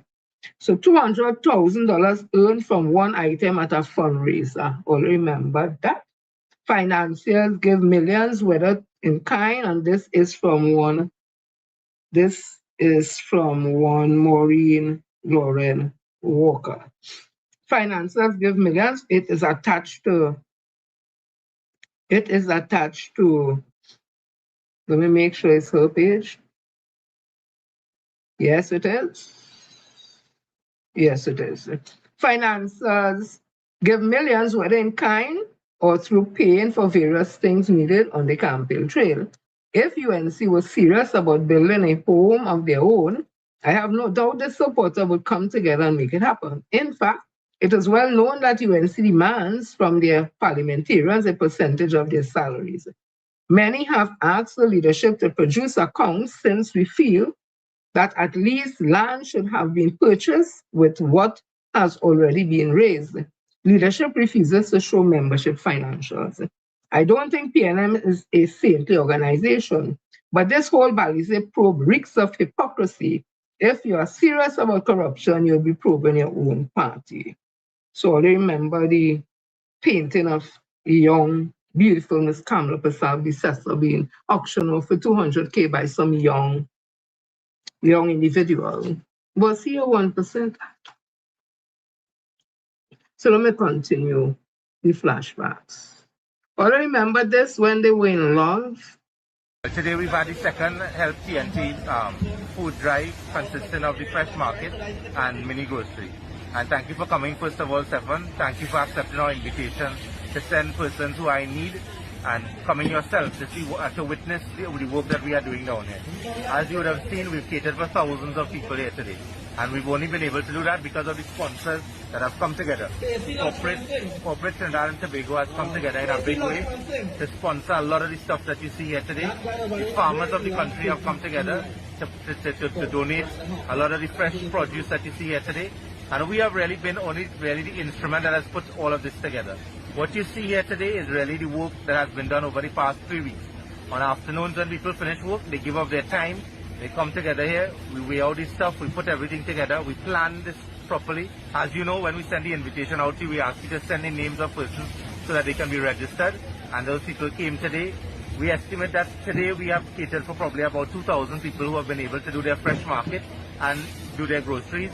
And as you will see, from potato to onion, you see all the produce that come: eggs, chicken, poultry, fish, seafood, water, soft drinks. We try to do the best that we can for the people.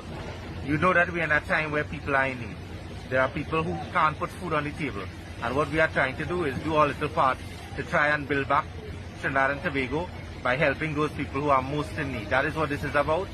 I want to thank the Jagisa group of companies, Mr. Suresh Jagisa, who is instrumental in getting this done, and all of the sponsors, all of the people that you see here today.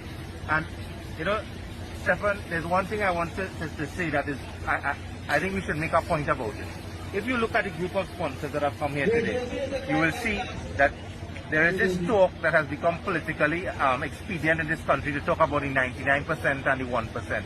And I want to say that when we went out, when Help TNT went out there, a large portion of what you see here today has been contributed to by that community that we refer to in a very derogative way as the 1%. And I want to say today that we should stop that. Trinidad and Tobago is about this is a 100% effort that you see here today by the business community. We would not have been able to do it without all of Trinidad and Tobago coming together. And I think that is what we need to do in this country. We need to unify the country. We need to put our differences apart. We need to put things that can divide us apart, unify, and work together to build back Trinidad and Tobago.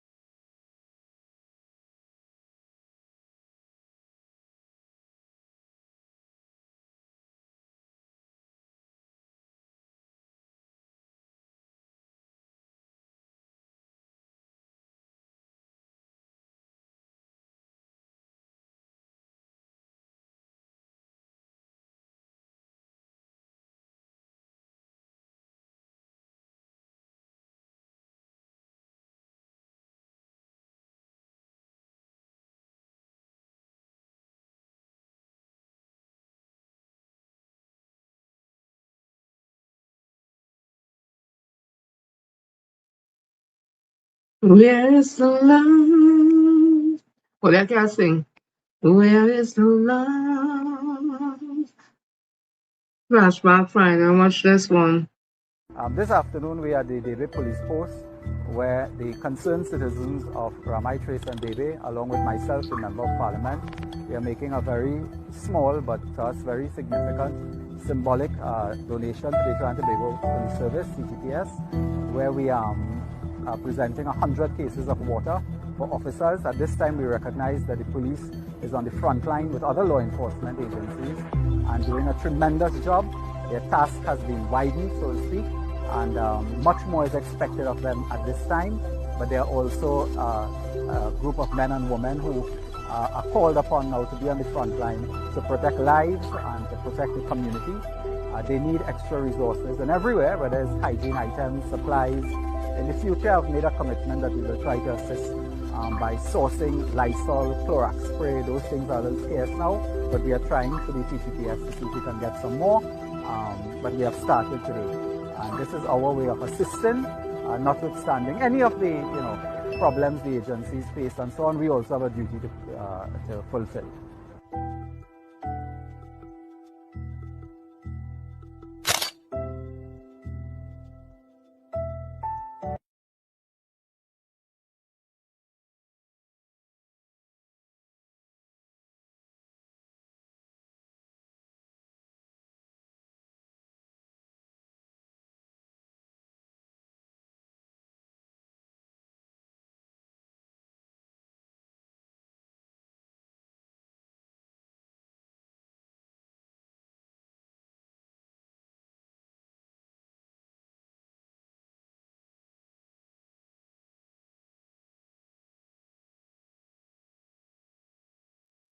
Where is the love? Where is the love? Anyway, moving on. Another flashback Friday. Remember this? Voting are consequences, and all remember this? Thank Another you, day, Honorable another key Camille distribution Robinson, under the Regis HVIP. HVIP, the PN government gift to me. Today we are in the community of Pine Settlement in Sani Grande, where 32 beneficiaries will be receiving their keys to their new starter home. Today is not only about receiving keys. These keys also represent a greater sense of security, stability, and a sense for a brighter future for their families. What's special about today, some of these houses, the contractors will have to do a little extra just to suit the needs of the beneficiary, and it was done. The Housing and Village Improvement Program is really a tremendous program that you all have benefited from. We are in the season of Christmas and giving and sharing. This is our gift to you, the government's gift to you. You are gifted a home, a house that you doesn't really have to pay anything back for. So that is what a lovely gift to get. At LSA, we are proud of the work that we did here in the Pine Settlement community and the wider Sani Grande area under the Housing and Village Improvement Program. HVIP. Government gave to me.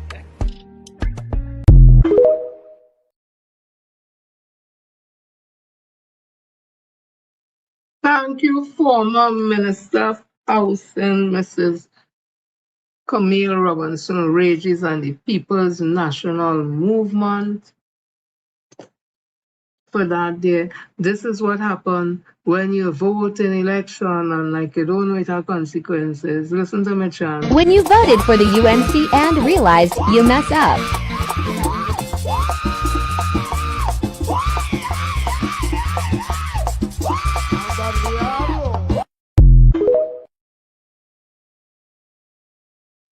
Hey! Hey! Only the suffering, and some only saying only suffering. Oh, what is suffering? He's suffering, Dr. Ron is a dictator. He's a tyrant, like black people. He takes how much percent for himself. I only want to give him 4%. He wicked. And all that time, car selling, grocery selling, and billing party pumping and sell out fets pumping.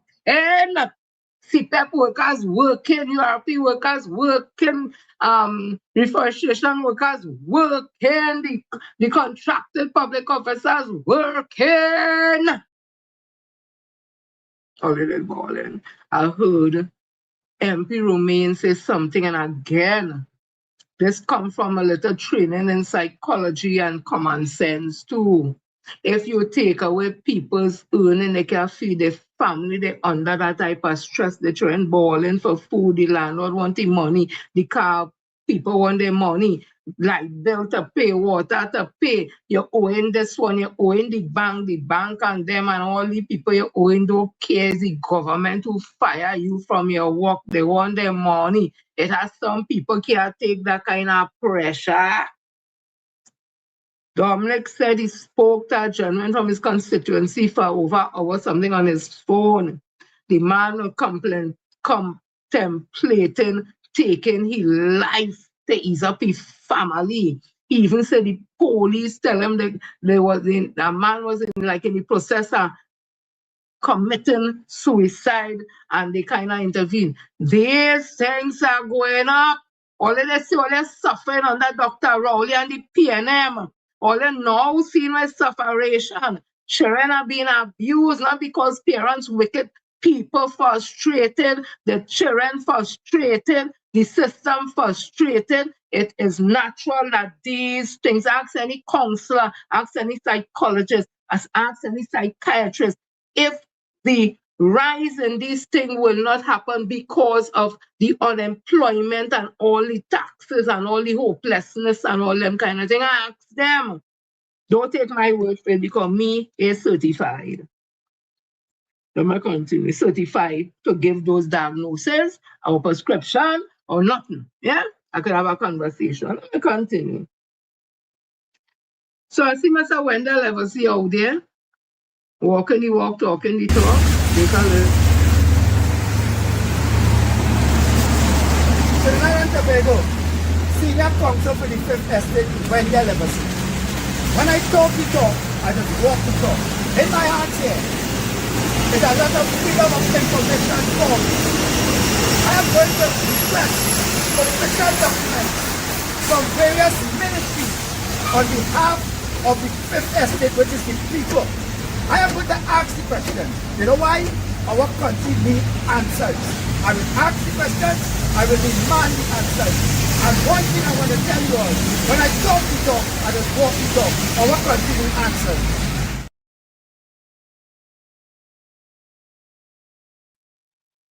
You know, he calls himself the Fifth Estate.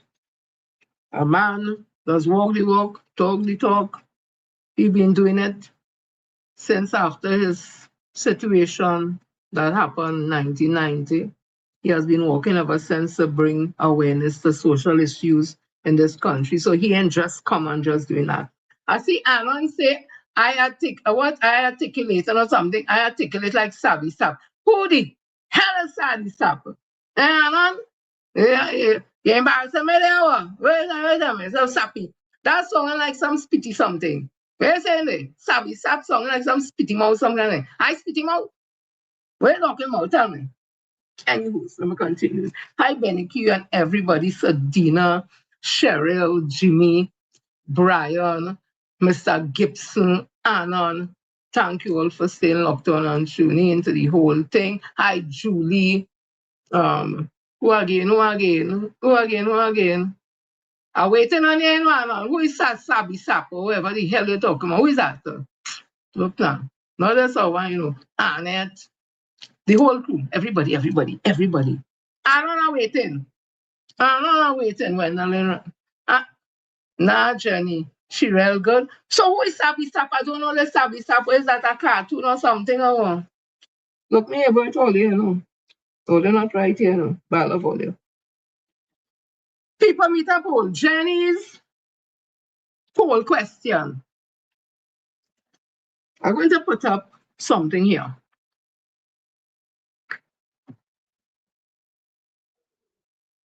I hope director back to put up my poll question. If she not there, I would See, let me just give right. She oh God, she right there. When you see that she went in the fridge to look for Morby. She love her Morby, you know. She must hear me calling. She name and she run like hell. Last time like she the bong, she told something and here she got on. Ouch. So the question is up. So I want you to read this picture here. Okay, let me read it, all right? Miss Penny looking real nice. Hey, hello. The pearls, oh God, the pearls does get me, but she looking nice. So here it is. Friends of Penny Beckers invites you to a meet and greet. Tuesday, the July 21st, 2026, 5:30 p.m. to 9 p.m. Blue Nook Restaurant, 1115 Nostradam Avenue, corner of Rutland Road, Brooklyn, New York. Guest of honor, the Honorable Penelope A. Beckles, and it said leader of the opposition. Oh, how them put the first?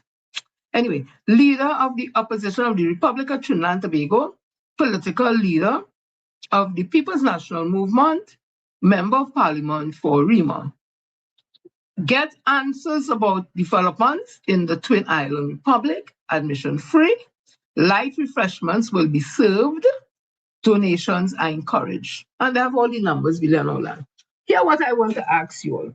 Here the poll question, because while all you're voting, I'm going to be reading an article by known journalist Keith Sabero, right? Here the question. Do you see value for Trinidad and Tobago in the opposition leader doing meet and greets in New York City at this time? Here the question again. Do you see the value for Trinidad and Tobago in the opposition doing meet and greets in New York City at this time? Type 1 for yes, if you see value in it for Trinidad and Tobago, and type 2 for no, if you don't see any value in it for Trinidad and Tobago at this time. Right? Voting start. So let me read this article here while I leave up that post. So you understand now the reasons for the cabinet changes and the fast of today's Express lead story. Number 1, it is now obvious that the Prime Minister was aware well in advance of David Lee's impending arrest, so she created a ruse. That cabinet reshuffle, bringing the House portfolio with facile reasoning under the office of the PM. Although the housing portfolio has 3 ministers, Lee, Anil, and Philip Alexander.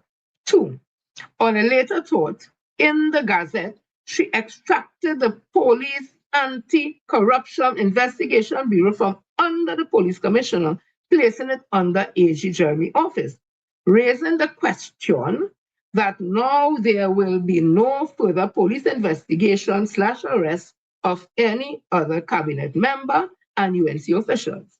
The next conviction most likely would have been Anil, and there are also Rudal Munilal's 345 million EMBD matter and Anand Ram Logan's and Joel Ramdeal civil matters.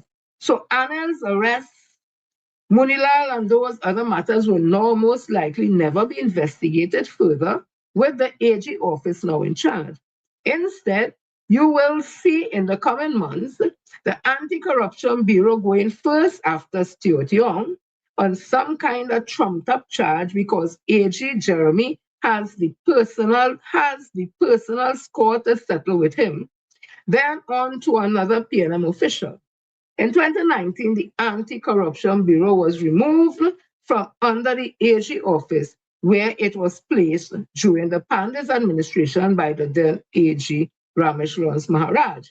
But in 2019, DPP Roger Gasper, with support from Transparency International, argued that the Bureau lodged in the AG office could have led or raised suspicion of political interference.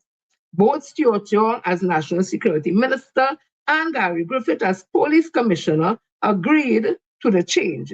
So has the Prime Minister now weaponized AG's Jeremy office, giving him his personal mongoose gun. He has already told PNM members of his intention to come after them. In the US, Donald Trump's stranglehold on Attorney General's office seems to have provided Kamala's UNC with a perfect playbook of step-by-step procedures on how to deal with the opposition and other opponents. Boy, right now, I miss my Monday column. This paper was penned by one Mr. Keith Suberu, not me. So people, the poll is over and the results are in. The question was, do you see value for Trinidad and Tobago in the opposition leader doing meet and greets in New York City at this time? Type 1 for yes, type 2 for no. And what we have here is 15% said yes, they see value in her meet and greets in New York City at this time, and 85% say no, they do not see any value in our opposition leader doing meet and greets in New York City at this time. So the yes have it, and the yes is really no.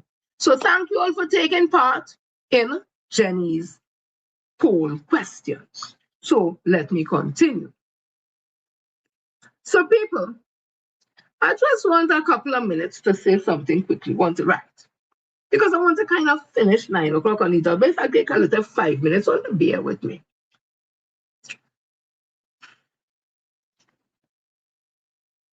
There are some persons who have a challenge with me speaking about the opposition leader, Trinidad and Tobago.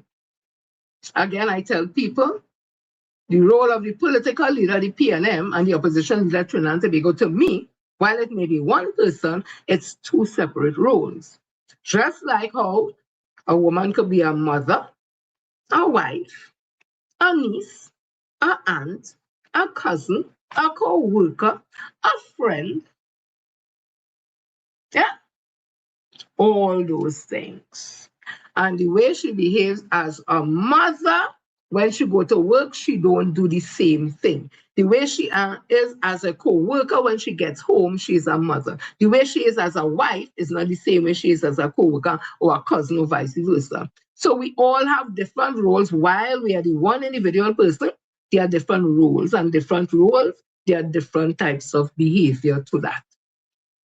So that is why I say my concern is not on the political leader, the PNM. They tell me ad nauseum she went up on a post, I heard it, I understand, and Stuart Young didn't go up. And if you wanted to be the political leader, why didn't go up? We know that, we hear that. All they ask Stuart Young when all they see him, why he didn't go, right? I have my theories, I talk that already, wherever. She is the opposition leader, she went up on a post, and she is. Great. That is a PNM party member issue. They have a constitution and the PNM to deal and treat with that. It's when it comes to the opposition leader, Trinidad and Tobago, who stands in defense of all the citizens of Trinidad and Tobago, where the constitution of Trinidad and Tobago that trumps the constitution of the PNM, there is where my concern is. And the same way at nauseum, you are like to tell me that Stuart Young didn't go up and nobody interposed, it's the same way I will tell you all at nauseum. When they were picking the opposition leader, as the constitution said, is the winning members of the party, and one who commands the support of all those winning members, is from them they will choose who they want. And I keep saying 13 persons won the seats. And out of 13 persons, 6, including the non-opposition leader, went in some area and eat and whatever, and between them 7, they choose the opposition leader. The next 6, they know nothing. And eventually, the next 6 put a name to make it 30. Because what you going to do at that point in time? PNM done lost it, lost bad. They want to continue with this thing. So they signed and it went to the president. But they didn't sign because they didn't know. They signed because it was a done deal. The people don't think they carried it from General Council. General Council unanimously agreed. That is that with all the 6 people having an input. So the 6 people just put a signature at the end, right? So that is that. So I'm going back to the opposition leader. So when I see the opposition leader is not standing up to the task because I am not seeing it. If you all seen it, please tell me where so I could put it on the show. Tell me where the opposition leader in her political history has done anything of substance that gives me the confidence that she's up for the job. I fed up terrorists, send it for me. And I will talk about it. Nobody is sending it for me. All the time, she's a nice lady. People in Arima like she could dance the jig, she could cut up the chicken, she could bake, she could cook thing, she could sing calypso, she could chop coconut with the thing, chup, chup, we can do that. And all them kind of, that is okay. That is social aspect. I talk about the political side. They tell me what, or they can't tell me. But I understand somebody tell me, and this is where it gets amusing. If we're going to waste all that energy and having a problem, what I say about the opposition leader, and if I say something that a line on her or is wrong, inaccurate, whatever, then you all put all the right thing there and show people that what Jennifer Frederick saying, she talking, chopping, and she lying, and all them. Put it out, let people see. And once you put it out as something I didn't know, whatever, you come right back here and say, well, I didn't know. My apologies. She did this, she did this. I'm talking about politics. No, I mean talking about cut off chicken neck and all them kind of thing. That's social thing.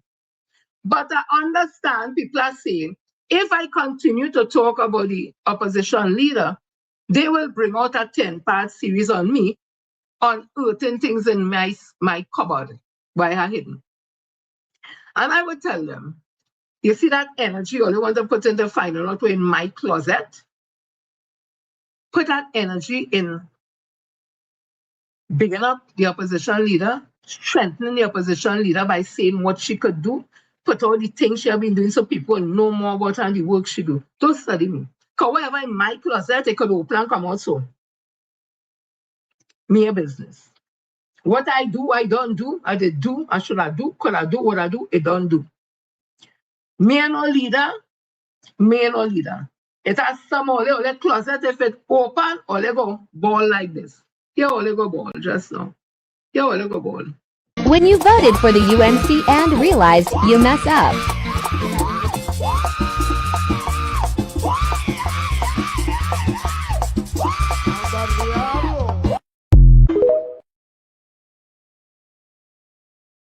When you voted for the UNC and realized. Let me right.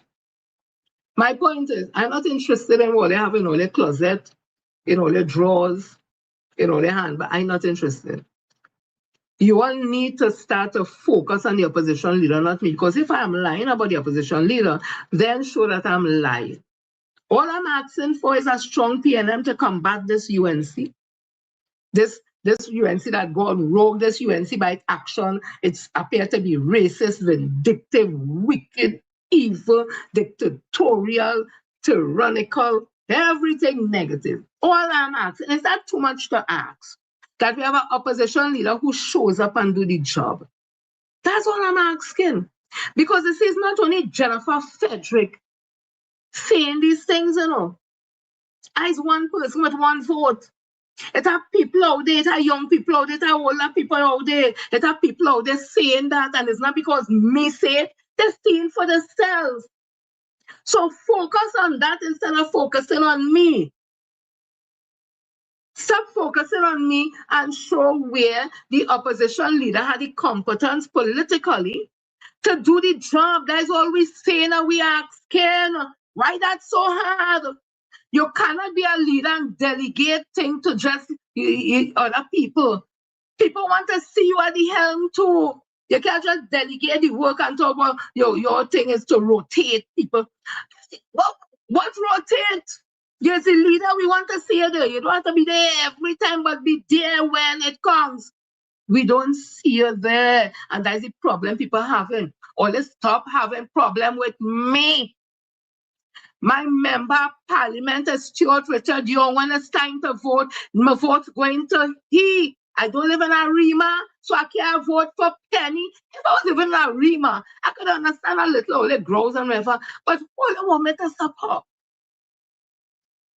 I must support the person I'm voting for. That my member of parliament have voted since 2015. So that's the issue. I don't come here and tell nobody, oh, let's support Church Hall. And I don't come here and tell nobody them thing. I just say, I don't support the opposition leader because of A, B, and C. I have nothing with the political leader. I talk about the opposition leader. I don't come here to try to change nobody's mind to vote for this one and that one, that one. I just talk my talk, me alone with my thing. I don't try to convince nobody. I don't try to bully nobody. I don't try to victimize nobody. I'm not looking for no skeleton in nobody's closet to put out there for people to spy, not in them kind of tripping. Focus on all the opposition leader and make sure they show people her competence in her role that she has, a very important role. And she's operating as if PNM is in office. We're not in office. We lost by how much? All they do the math, 28 seats them get, we only get 30. We lost the election by 2 seats, or 3 seats to say we had to come back, It's 13 we get and we lose Tobago too, This is not a joke thing, So if all I feel it's a joke, let me call it like she's a nice woman, that is okay, but nice alone will not cut it in the cutthroat of this 2026 politics, this time it will not. It's not her fault. That is just the type of individual she is. That's her personality, but her personality can't work now. It probably could have worked like 10 years ago, 15 years ago, son. It will not work now, and all they know that, and that is what us can't understand with all it. All they want Penny to stay, all they want the PNM to stay in opposition, all they really want the PNM to come back in office 2030. Or is it about all the selfish needs? And what they could get to, if all they're really serious about the young children in this country, the young adults in this country, all their grandchildren, all their great-grand, all their nephew, nieces, all they're interested in them. Because if all interested in them and making sure to have a Trinidad and Tobago they could grow up in safe, all they can't be serious with studying to look in my closet. Come now, man, all they do better than that now. I just have my show, I just deal with the issue of the day. I play my videos, whatever it is, and I'm a little political side, and I come back again because I want the opposition leader to do good. And she's not. She's out in New York. 85% say that they bringing nothing to Trinidad and Tobago. At this time, no value. Balize house on fire. When I say not literal fire, Balize house on fire. Where you? All kind of thing happening. You can't just delegate it to Marvin Gonzalez or Carmen Burt or Hans Levines or Dominic Romaine or Stuart Young or Miss Camille Robinson-Regis or Curly Marcel or Mr. Brian Manning. You can't just delegate things to them alone and you're absent. People want to see the troop. When they say who is your leader, they want to see the team. They want to see the team leader. You are the face. You are the face of it. I always say, and if all I think is just Jennifer Frederick talking this thing, and they say how young people talking that. I'm going to play you something from a young lady from on I-95.5. I don't know the woman. Me never talk to she. Me never see she on my live or nothing. Young people talking, that is not an old person. I think she lives in Mr. Gonzalez's constituency, if I'm not mistaken. All you listen for yourself now. And see, this is a Jennifer Frederick problem. Olia, it ain't going to done. It will just get worser and worser and worser. And I want to say this again, and I remember a gentleman, he held me in a conversation and he told me it is not it is not Young's time as yet. To the leader of the opposition and to the leader of the People's National Movement, with all due respect, I am telling you, I am pleading with you, whoever else you have around you, who is working in the midst of you, your leadership style, in Tamika's opinion, is not what this political atmosphere is in need of. And that is why I am saying everybody is contributing to the mess that we are now dwelling in. Remember when I started, I said that many people voted party and not country. So now I'm wondering if our opposition leader and the leader of the People's National Movement is more invested in the party Or are you looking for the betterment of what the party can do for the country? And we know it has some kind of separation, some kind of something taking place in there. Or you just fix it. Or you just fix it. Miss Mewedy, she was here so long, and she this and she that. Are you all reading the room? Are you all reading the energy? Are you all reading the atmosphere that Trinidad and Tobago is currently in? It's like standing on the beach and you seeing these waves coming and you know something is wrong, but you just standing there. You just laid back. Whatever reason you all had for not wanting Mr. Young as your representation of the People's National Movement, time has passed, and from the time in which has passed, I think many persons can see that Mrs. Beckles is not fit for this position. So what are you all telling us? That you all are okay leaving things the way they are? And then this takes me to my other point. You all still want to ask why young people don't vote. And not just young people, young African people don't come out and vote. If I had turmoil in my house, you expect me to be happy in real life? If every time I go, mommy and daddy, they argue and they cussing, they carrying on, you really expect me to be a happy person? You go home to your wife nagging, you really expect this man to be a happy man? Home not in an order. Home is not in an order. It is not in an order. This is coming from a young person who has voted every single time since I was able to vote. I may not be the smartest or the sharpest in the room, but I am paying attention to the particulars that is currently happening in our political atmosphere. The wheel that you all were turning however long ago, People's National Movement, you cannot want to use the same wheel right now and expect it to work a miracle. The country is at a point where they need something or somebody to hold on to. PNM, you are not it at this moment, my opinion. The country needs something or someone to hold on to. So here is where I now want to open the conversation for Michaela Pandey. Because we had to find something to hold on to. We need to find something. Because right now it's like we're grappling. We need to find something to hold on to. PNM, if all you do not fix home, what we going and hold on to? And one thing I can give the UNC government is that if they were in opposition and PNM was making the moves that they are moving, they would have been standing on PNM's truth. That is one thing I can give to the UNC government. The PNM would not be able to sleep. They would have been standing on all your truths. So what we doing? Where we going? We pretending that we're not seeing what is happening. I am so interested in the condition of the Heritage Fund. You come to tell me PNM didn't leave nothing, but yet still there is money for you to cash out from, money for you to cash out from, money for you to cash out from. You come to tell me that, all right, everybody will get a 10% raise. Many people not seeing that. People will put on the bread line. You come to tell me that they're implementing a policy that is going to allow X amount of people to be employed. People are still unemployed. You come to tell me that you have the solution for crime. Even under this SOE, that is not what is being reflected. I don't know if you all are seeing that the concept of democracy in Trinidad and Tobago, it is fastly deteriorating.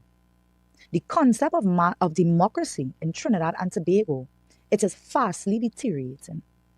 And I want all of us, as people of the Republic of Trinidad and Tobago, to look at ourselves and tell ourselves that we have contributed to where we are currently at. Because I want you all to think back on how many times, how many scenarios we have had where we had our ministers cannot account for money that they quote unquote spending from taxpayers' money. We said nothing. What is the poem? They came for the Jews. I can't remember. They came for the Jews. They said, no, by the time they reached when they came for us, there was nobody to defend us.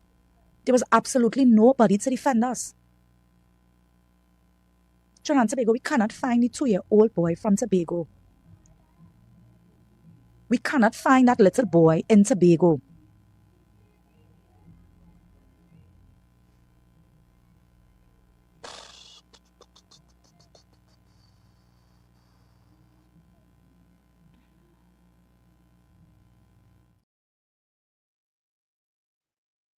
There was a disclaimer there that we don't own the rights for this.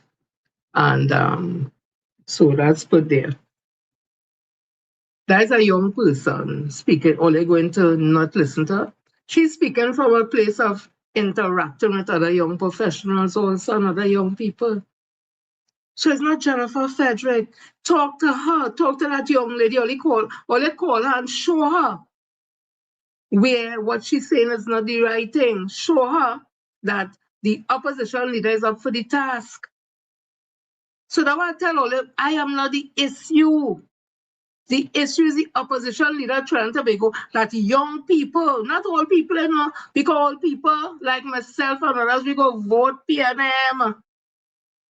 Because in the morning they call an election, I go and vote for my member of parliament, Stuart Young. I can't vote in Arima. I have to vote in Port of Spain, down here, I will vote PNM. We alone can't make PNM win no election convincingly. We had to get the young voters, 18 to 45. We over 60 and thing and 60 and thing. We go vote PNM because we know PNM and we hoping for the best. Hoping for the best. Them young people not hoping for the best, they want the best. How they attract them? You should talk about Makila Pandey. We not allow no space to create for no next party to slip in. We have to close that. All they talking unity, but you have a interfaith service, Thanksgiving, and the person we have preaching, I don't know if it's a preacher, talking about people who are pushing condemnation on them and calling fire and brimstone on people. How you can do that?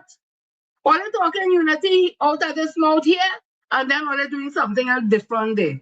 How it go work? All they talking about Black Party and the constitution of PNM talk about a national party. You think Eric Williams could have been a Black Party and it lasts for 70 years in this country? You think Eric Williams could have a Black Party and PNM was in power for about 30 years or something, so and continue to win elections after that if it was a Black Party? But at the end, all they're pushing, all they're turning off people. It's not Jennifer Frederick turning off people. It's all they're turning off people. Because instead, all they have all they show where the opposition leader doing ABC. Once I see that, I will take it to and talk about it. All they're cussing me instead. I am not the when people watch and few who calling to support the cussing and the cussing and the. How is that a young person watching the show is going to say, okay, this is an alternative because it does real cost people? how that is going to, how is that? I'm trying to understand, how is that going to encourage people other than the normal choir that's singing behind Ms. Beckers and supporting Ms. Beckers? Is them all they're trying to satisfy? It can't be no new members and people who are professionals and all that to be hearing this cussing. I just want to know what all you think that will do for Ms. Beckers. Not me, me not a politician, I'm not no political leader. I don't want to be none, I don't want to be no opposition leader. Me and all of them kind of like cool. I just want the PNM to come back, run this country proper, with a proper leader.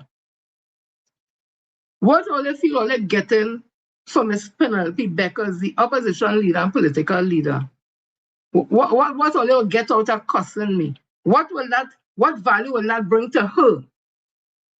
Isn't it better if we all highlight her and the things that she's doing to make this party stronger? Isn't that the better thing to do? I'm just asking. Isn't that the better thing to do? Because if it have things out there for me to speak, I will talk about it, but all I'm seeing is what I'm seeing, and what I'm seeing, it's not good enough. So what all they know, if it's a secret, all they keeping it, send it now, let we spread it and let we talk the thing. Don't tell me she walking in the constituency. All MPs does do that. That ain't nothing new. Don't tell me she's nice and whatever. Okay, people are nice is subjective. Don't tell me she does make, bake, and dance, the jig, and the people. Okay, all right. I want to hear more than that. Because with all the nice and whatever, she nearly lost her seat last year in the election. She nearly lost her seat. Is Arima now a marginal seat? Because the UNC person was unknown, nobody and no he. She only went by 500 and something votes. He just come out the blue, nobody know he just UNC. And that was the response they get. If you add up all the opposing people who went up for the election in 2025 in the Rima area, PP, this one, that one, and you add up all of them together. If they had joined forces, she would have lost their Rima seat. Those things are data, those things are facts. That is all you have to be looking at. Has Arima become a marginal seat with all the nice they like she and all the nice and she does do this or whatever? She nearly lost the seat. She should have won that seat by 2,000 votes, 1,000 and change votes. She nearly lost it. Those are the things you all need to be looking at and seeing where she could do better, because apparently the walking around the people alone not enough.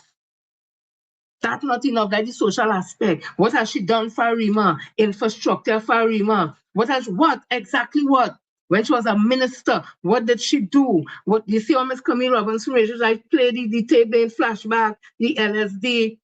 That was her ministry, that was under her tenureship. People could say that they used to get the help to build these little houses, no money thing. They come and they help and they build it to a little starter house and thing. People have the keys, they cry and they happy because when they see what I was living before. That was under Miss Camille Robinson Regis. It's things like that I want to see. Tell me what you do, send me a video, show me what the opposition leader did when she was in the ministry so I could show. Don't send me nothing where she making bake and work. No, that's a social thing. Show me what policies she helped when the PNM for the policies, how she implemented it in her ministry and what she did. Send me those things and talk about those things and let people say, yeah, boy, she quiet and think, no, but she has fire. You're not seeing that. It's low energy. Low energy you get in. So don't vex with me. Vex with she.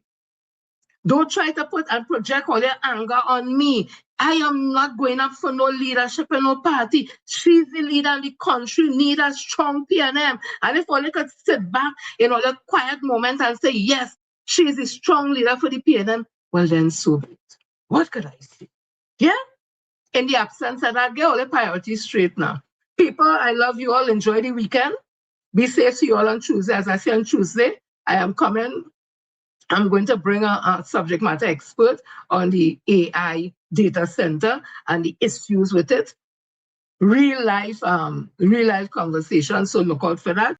And look out for all the little segments. I will have one thing to have the little thing going nice and stuff. And people at the end of the day, I love my country. Trinidad and Tobago. I love the PNM. I've known the PNM since in the days of Hector McLean, Mrs. Marilyn Gordon, Jared Norine. Then we had Eddie Hard. Those are the members of parliament in the constituency I live. Then I had this Joanne Thomas, and then after it became Dr. Nain Gatsby, but I wasn't there for that. And now it's Stuart Richard Young, I don't in this area. Always voted both general and local election. When I go in to vote for local government election, people laughing, where you going?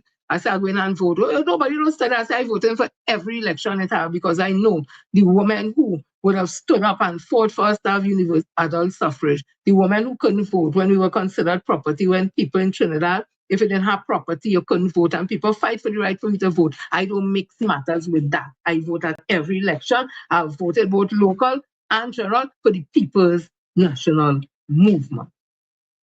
And all I'm asking for is that we have a good leader in this time, a strong leader, not a nice leader, a strong leader. It don't have to be no nice leader, and no nice, no. A strong political leader to stand up and fight for Trinidad and Tobago. Listen to this and see why I have some challenges with the opposition leader. Listen to this.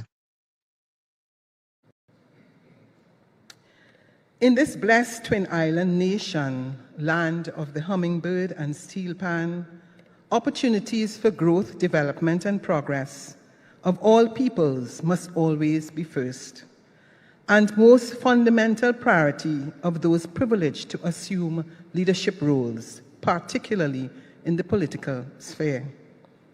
Before I continue, allow me to pause and first extend warm congratulations to the Honorable Prime Minister, Mrs. Kamla Persad-Bissessar, SC, on her second term in office. Madam Prime Minister, your leadership is historic, and today it carries even deeper meaning for me personally, as I stand here not only as leader of the opposition, but also as a former student once seated in your classroom. Your journey from educator to Prime Minister serves as a profound reminder that our nation remains a land of possibilities. My journey from Bodnaf village in South Trinidad and Tobago without electricity and running water to become the first female opposition leader of the People's National Movement.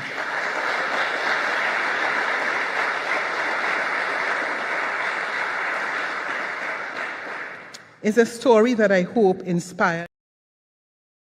Right.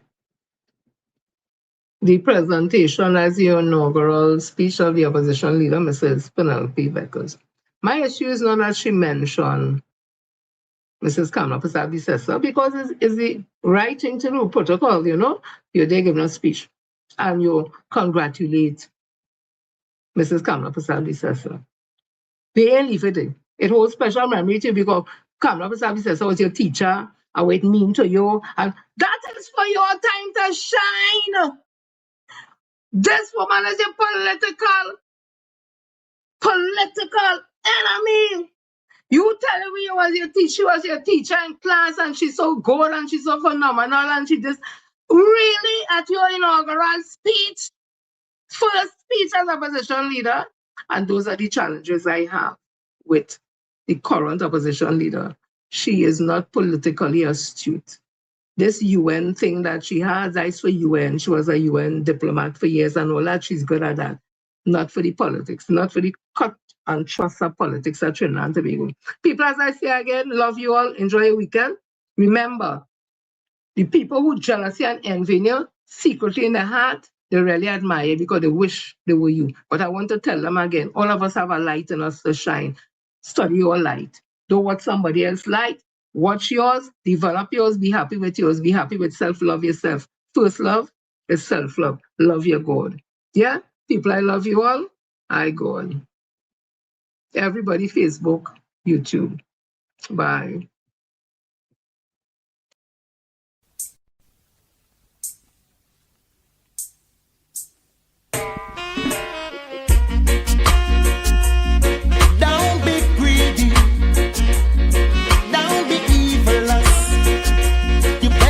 Righteous, you're envious and bad-minded people.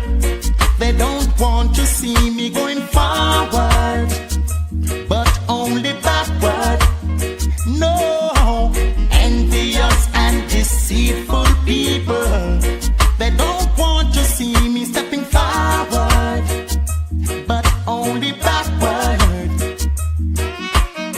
You have to try to get up light if you wanna hold your head up high. It might be rough, it might be tough. I don't believe in giving up. Is a hard road to travel, and a mighty long way to go. Tell me when you're gonna run to, when the trumpet blow. You don't have no love, your heart is full of grudge. You always want to be above, so you get involved working iniquity just to achieve vanity. But by the sweat of your brow we all shall eat bread. That's what my father said. Look how hard I have to work to build a roof over my head. Yes, envious and bad-minded people, they don't want to see me going forward, but only backward. No, no, no, envious and covetous people, they don't want to see me stepping forward,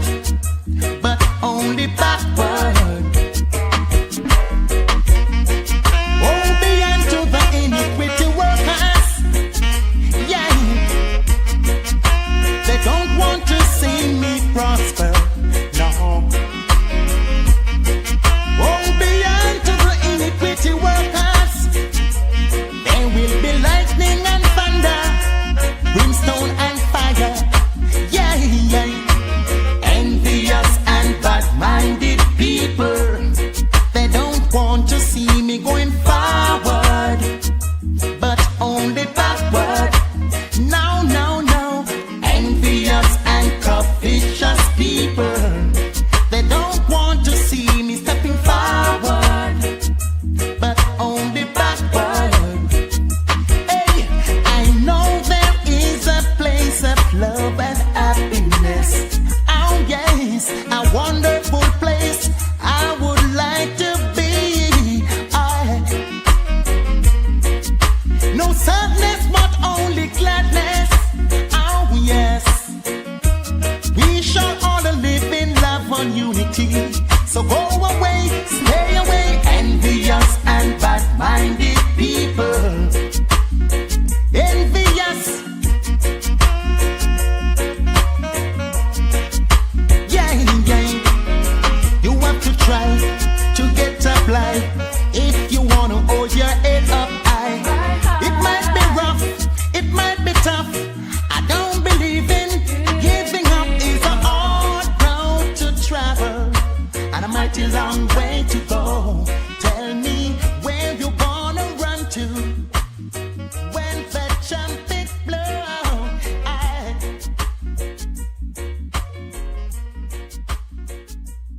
Iniquity workers, backbiters.